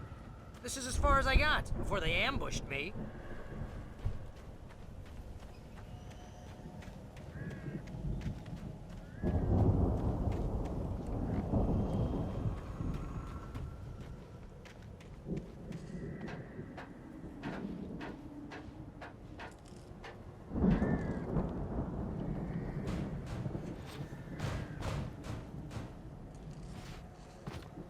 I think Alan Wake here has something to say. What's that, Al? Oh, I'm Alan Wake. I'm always right about everything. And if I don't get my way, I'll sulk all day long. I'm always intense and moody. It makes me very attractive and mysterious. Right now, I'm just standing here because I need my best friend Barry to carry me. But that's okay. I can just take him for granted. I think I see what you did there. Yeah, it was pretty good. You want me to do my imitation of Barry Wheeler? No? Thought so.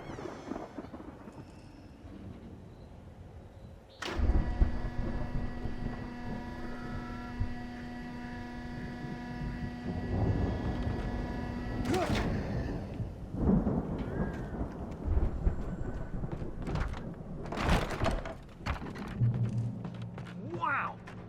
You look at that thing, Al! They really went all out with this Viking crap, didn't they? Look at all this stuff. They must have done okay for themselves, so how come I never heard of these guys before? And this from the guy who learned about Ozzy Osbourne through reality TV? Oh, Night Springs. Man! Somewhere between Memories. Hey, remember when I got you that gig? Your first real writing job, what got you started?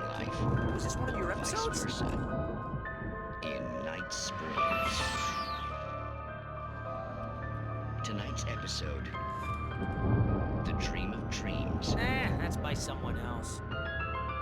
We join Mr. Jones as he explores the endless dreamscape, only to be brought to a sudden stop by a decidedly mundane situation. A long line of people. Hey, Jones, right? Listen, we're gonna have to wait until His Highness over there is good and ready. Oh, wow. Who's that? You don't know him? What are you, new? He's the guy dreaming us. Well, not just us. He dreams everything. All of this. But wait, no. I'm the one who's dreaming. I'm asleep. Isn't this my dream? Oh, yeah. Sure. Get real, pal. You're just another dream. I'm a dream. You're a dream. The weirdo in the diving suit is a dream. And the girl made of smiles and sunshine is definitely a dream. But I'm pretty sure I'm dreaming this. Well, maybe you're a really confused dream. What am I, a shrink? All I know is I'm going with the smart guys, and they say that's the guy doing the dreaming. Right there. I don't know what that means. It means we keep him happy. No sudden falls. We make sure he has his clothes on when he goes out in public. No chases where the monster is nipping at his heels and he runs like crazy, but his legs don't seem to get him anywhere. None of that. Because if he wakes up in a cold sweat...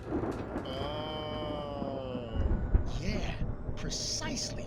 So we wait till he wants to move on. Keep things nice and calm. Hey, something's happening here. Yeah? What's that? What? Can't you hear that? Oh, God help us, it's an alarm clock. Oh, it's you, isn't it? Please, man, I got a wife and kids. Please don't wait.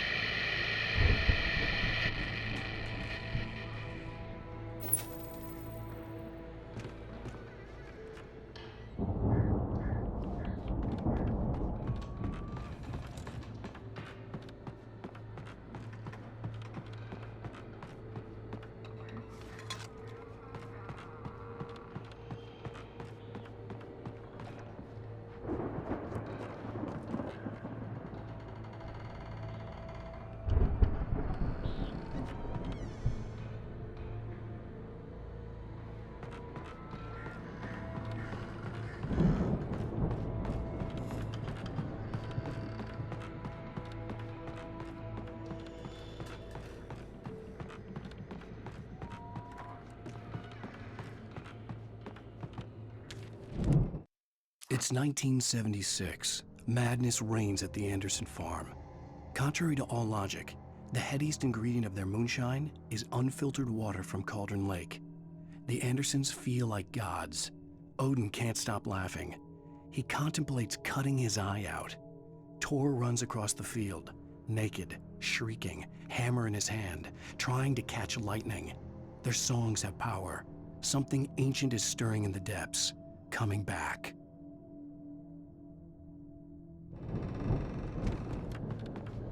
The Viking boat looked imposing, almost like a battering ram.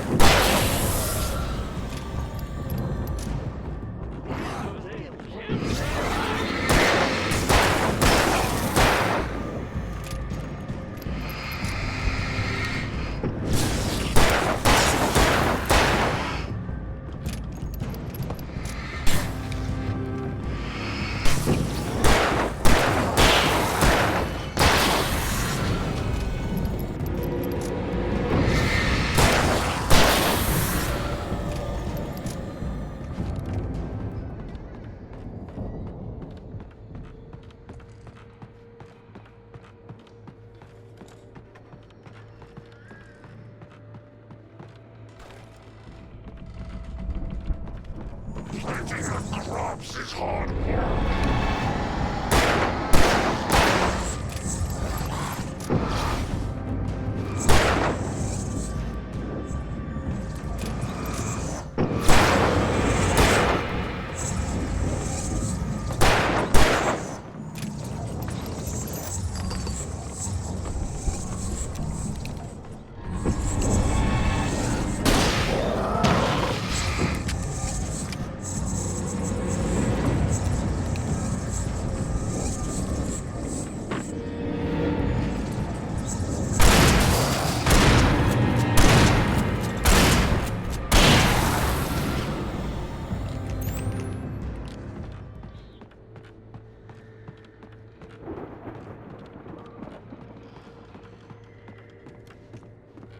I think we can make it through here, Al!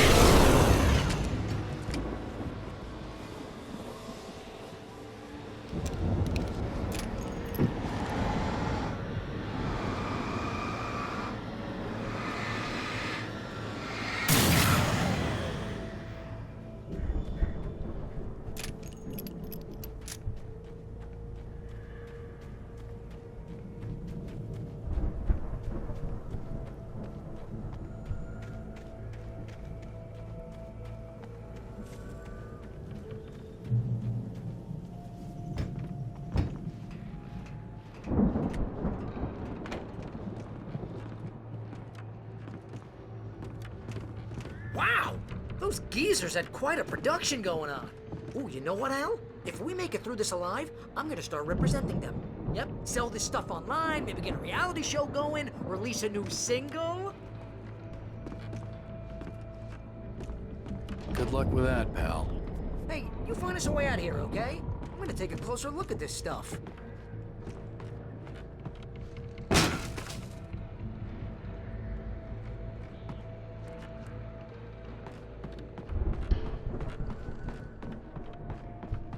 Be careful, Al!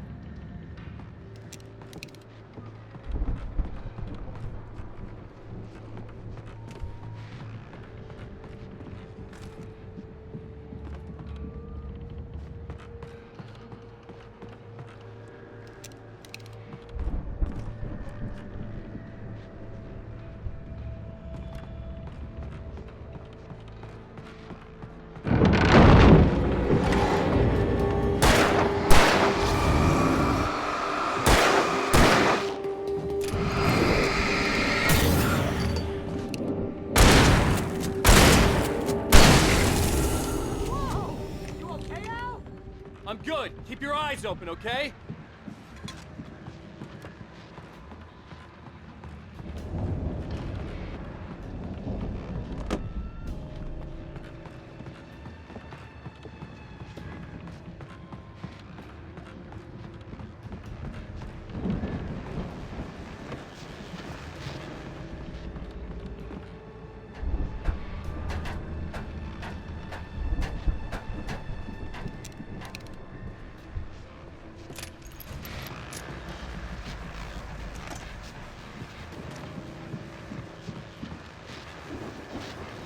As you regular listeners know, I tend to work through the night, but I'm not the only one.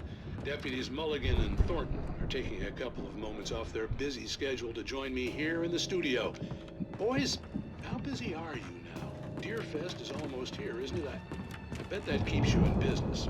Pretty busy, yeah. Actually, Pat, we've been real busy with other stuff, which concerns an ongoing investigation. We can't talk about that, Thornton. I wasn't gonna say anything. I was just saying we got, other irons to fry. And how would you compare your workload to last year's? Things have seemed relatively peaceful to me, but people do tend to get a little wild this time of year. Oh, it's wild, Pat. It's pretty wild. There's been all sorts of trouble this year. Vandalism, fighting, public disturbances.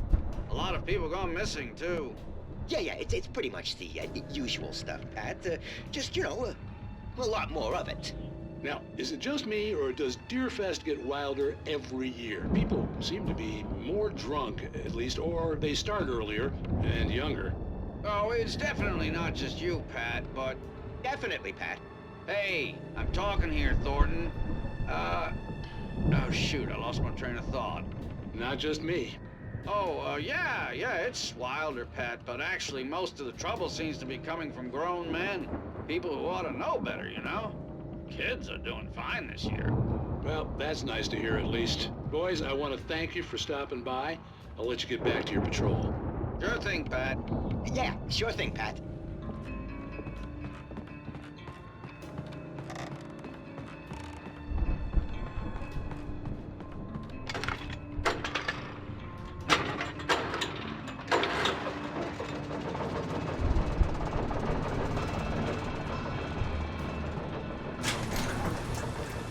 I could see the building that had to be the Andersons' home on the other side of the field. It wasn't far now. I wasn't worried about trusting the ramblings of two burned-out geriatric wrecks. They had the goods.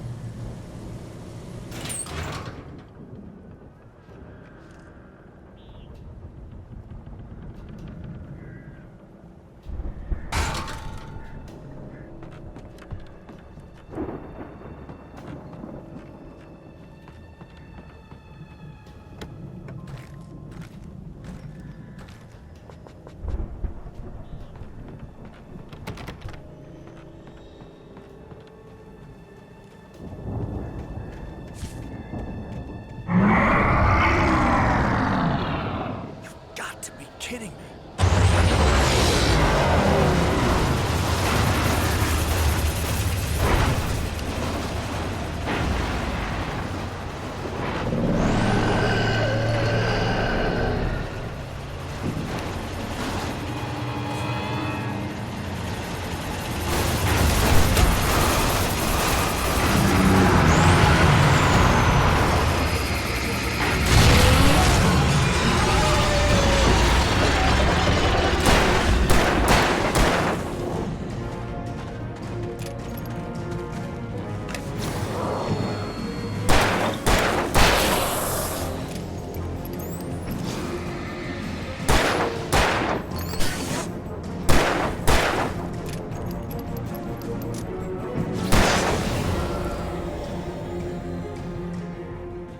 a 65 billion pound invincible world.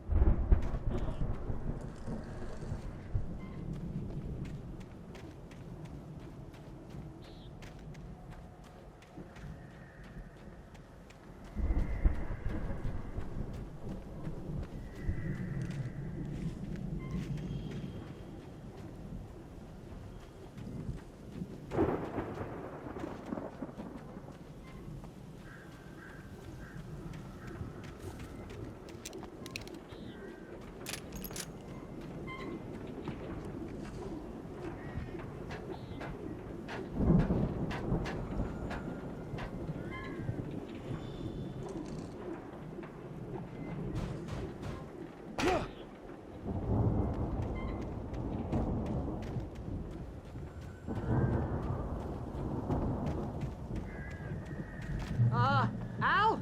Is that you out I there, had to buddy? find a key to get Barry out. Yeah, it's me. Hang on. I'll try to find a key to get the door open.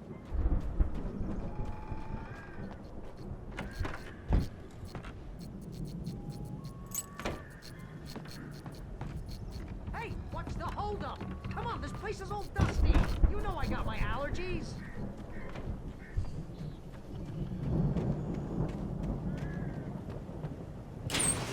Come on, Al, open the door. Hey, let's go, man.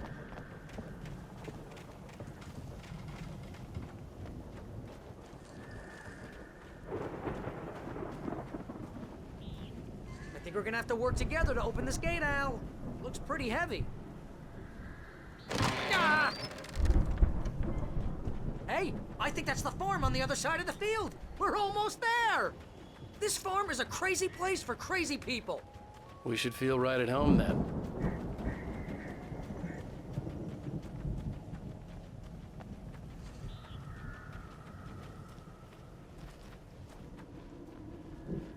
Come on, one more gate. Let's do this thing.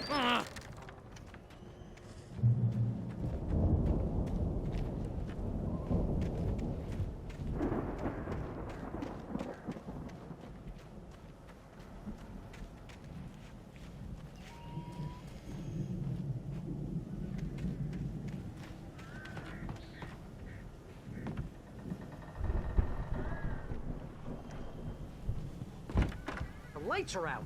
I guess we better check the fuse box.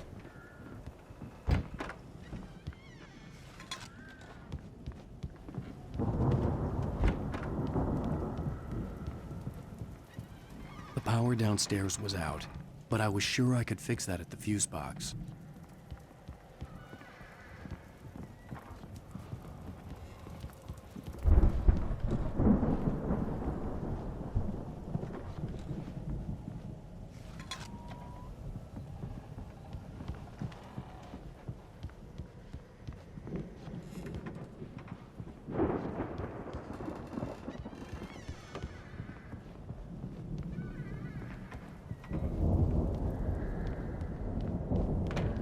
You know, this place looks kind of lived in. I thought the Andersons were in the booby hatch.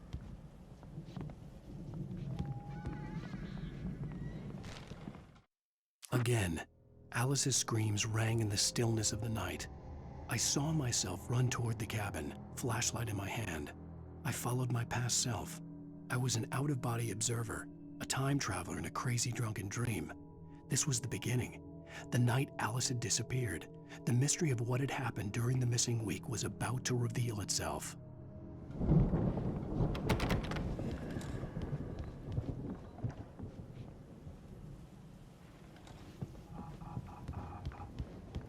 Come on, Al, let's get the lights on, huh?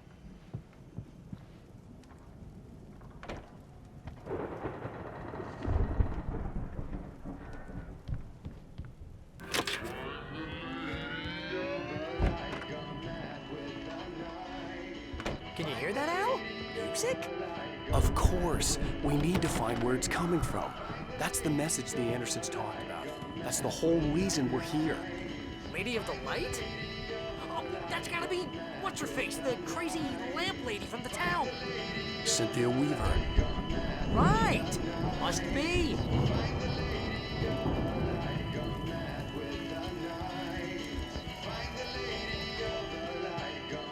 The record's probably just a little dusty now. Give it a little thump. I want to hear the song.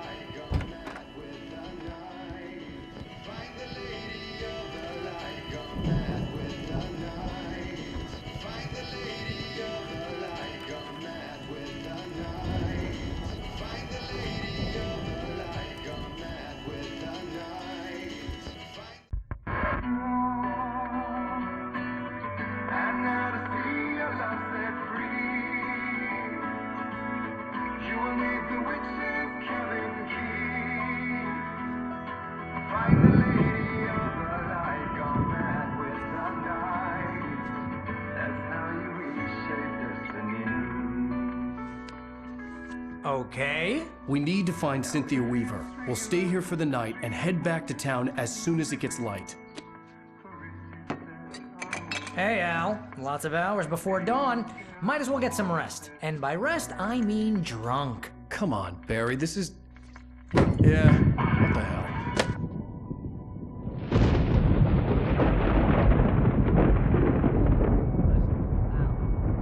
I'm sorry about this. No, seriously, because I know we don't get along, but we're gonna find her, right? Even though you're a crazy bastard, I'm gonna stick by you, no matter what, ever, Al. Sure, like a brother. I'm a writer, goddammit. Correct. If I just wanted to, I could write 10 books a year.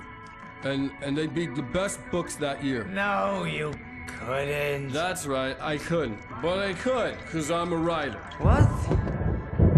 What do they put in this stuff? I feel like my brain is coming out of my nose. I'm gonna get the recipe off those coots and be a booze millionaire. I just miss her, Barry. I just want her here with me. I know, Al. I know. It's gonna be okay. We're gonna make it okay.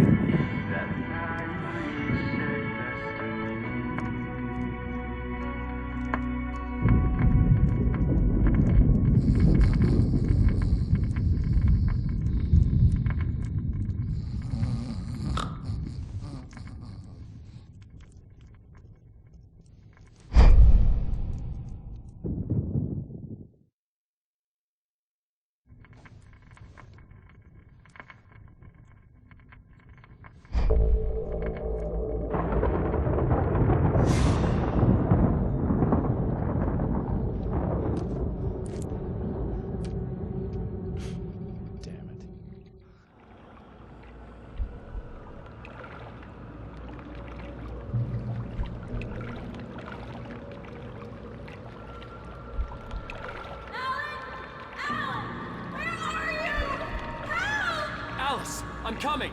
It's all right! I'm coming! It was a crazy, drunken dream. And yet, it was more than that. It was the truth. A suppressed memory unearthed by the Andersons' moonshine. I was there, an out-of-body observer. This was the night Alice and I had arrived at Bright Falls, the night Alice had disappeared. I had a chance to find out what had happened. Alice? I remembered being surprised to see the cabin dark. Alice would have never turned the lights off. I remembered thinking I caught a glimpse of her form underwater, sinking into the darkness. Diving after her was the last vague memory I had of that night. After that, the next thing I could remember was waking up behind the wheel of the crashed car and finding the first pages of the manuscript. Beyond this lost memory, there was nothing. I had to follow the footsteps of my past self to find out what had happened that night. I couldn't find her in all that blackness. I must have thought she drowned.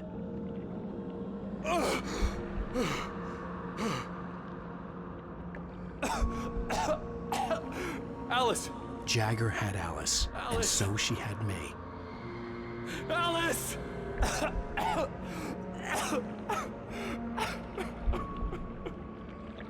I'd been easy prey. Look at the cabin. Is there someone in the window? Alice? Maybe she didn't drown after all. Maybe she's inside. Alice! Yes.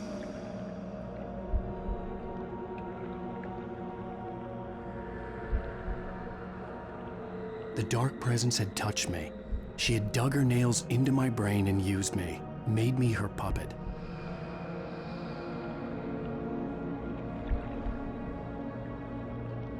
She must be here somewhere. Maybe upstairs in the study. Alice! Yes, that's where she is. You can apologize. Alice! You'll laugh at the whole thing together and put it behind you. Alice? She's not here. You were foolish to think so. No, she's dead. She drowned. No, no, no! It's your fault your wife is dead. You are guilty. All she wanted was to help you right. You killed her. Oh, hush. There's still hope. Cauldron Lake is a special place. Here, you have the power to change things. She wanted you to write. I will tell you what to do.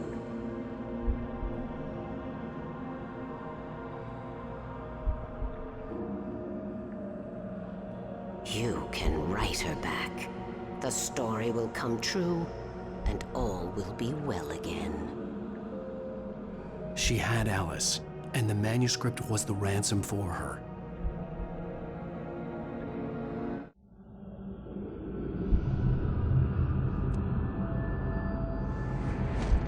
Yes. All right. I'll fix it. I'll bring her back.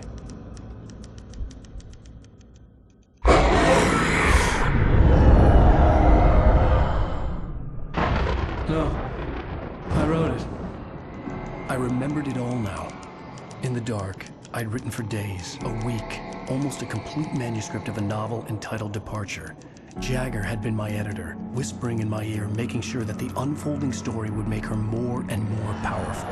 I thought I was saving Alice. Even with the cobweb she put in my head, some part of me had been aware enough to write my escape into the story, to bring a light into the cabin to release me before I could finish, to interrupt the horror story before the ending, where darkness consumed everything and everyone. Zane was weak and far away, but I had written him into the story, and his light had been enough to set me free. It isn't here now. I'm here because it was written. I brought the light to set you free. You must hurry. It will know I'm here. It will be back soon. It stole the skin of my Barbara a long time ago. She looks so old.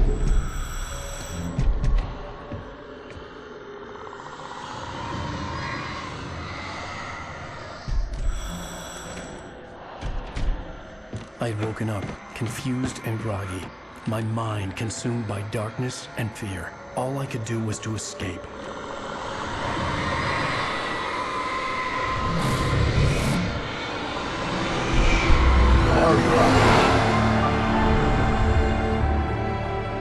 The week spent in the cabin had taken its toll. I was barely conscious, and fading fast. It had to have cost Zane terribly, thrown him even deeper into whatever dark place he now haunted. But he had managed to weaken the dark presence, kept me safe that night.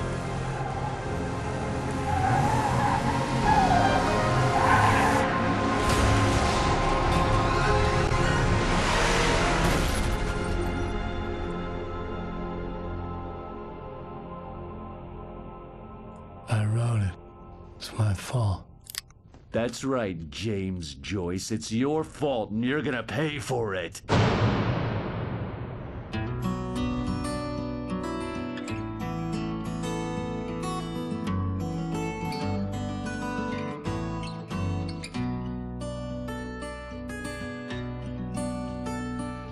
There's an altar wrought with mystery of Tom the poet and his muse, and a magic lake which gave a light to the words the poet used. Now the muse she was his happiness, and he rhymed about her grace, and told the stories of treasures deep beneath the blackened waves. Till in the stillness of wonder, and still in its misty crown, the muse she went down to the lake, and in the waves she drowned.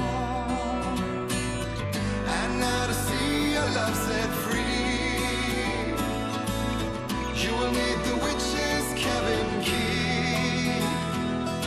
Find the lady of the light, gone mad with the night. That's how you reshape destiny. The poet came down to the lake to call out to his dear. When there was no answer, he was overcome with fear. He searched in vain for his treasure lost, and too soon the night would fall, and only his own echo would wail back as his call. And when he swore to bring back his love by stories he'd create, nightmares shifted in their sleep in the darkness of the lake. And now to see your love set free, you will need the witch's cabin key. Find the lady of the light, still raving in the night. That's how you reshape destiny. In the dead of night she came to him with darkness in her eyes. We're in a morning gown, sweet words as her disguise. He took her in without a word, for he saw his grave mistake, and vowed them both to silence deep beneath the lake. Now if it's real or just a dream, one mystery remains, for it is said on moonless nights they may still haunt this place.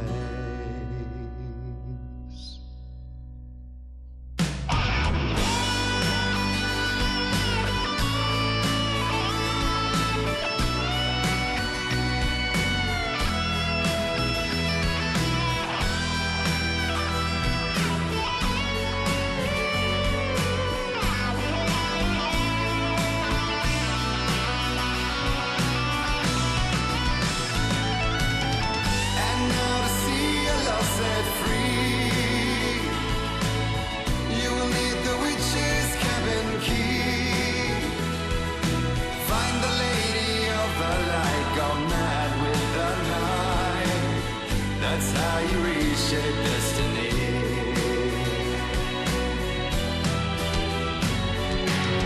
And now to see your love set free,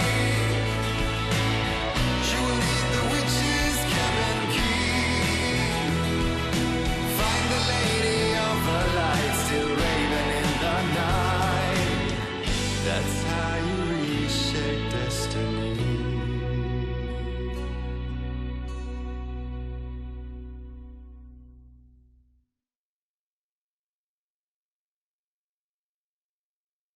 Previously on Alan Wake.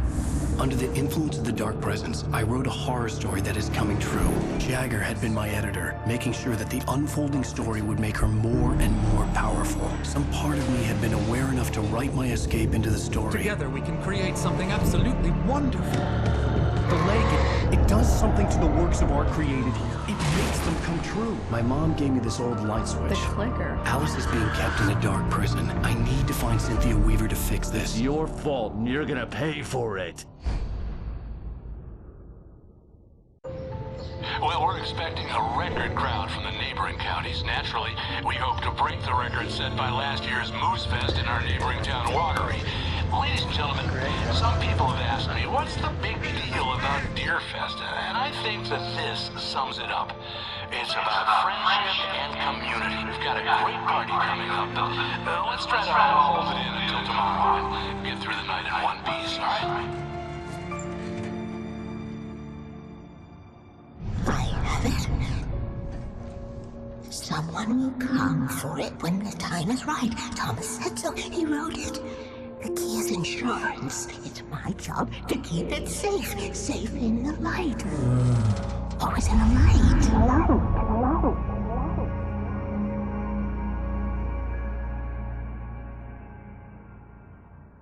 All the manuscript pages were gone. The FBI agent had taken them. I think my tongue just took a crap in my mouth. Ugh. Oh, wait, we're in jail now? Al. Al, this is not good. That about sums it up.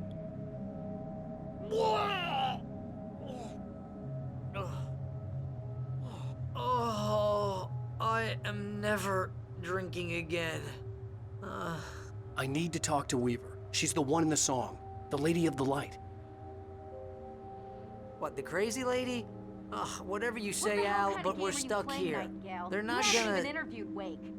I had some reading to do first, Sheriff, and let me tell you, it was an interesting read. Well, I've got you now, Raymond Chandler. It's all here. All the evidence, including conspiracy to murder a federal agent. There's no way you're walking out of here. You hear me in there, Bret Easton Ellis? Huh? Agent Nightingale, I want to talk to your superior.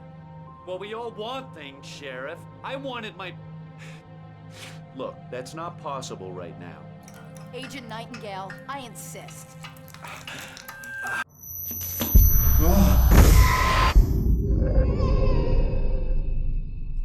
Wake, what's wrong? Lady, are you stupid? It's a trick. It's an obvious trick. Okay, I've had enough of this crap. Wake, I'm gonna trust you with this. You're joking. Agent Nightingale, your opinion would matter more if you were sober and if I actually believed you were here on official business. Whoa! Get back in the cell, Stephen King. The only way you're leaving this place is over my dead... Wait a minute. I know... Oh my God! Light. We need light. It's the only way to fight this thing. In my office. I've got your things there. Follow me. Oh man, we're sitting ducks with the lights out. Stay cool. I can get the emergency power on.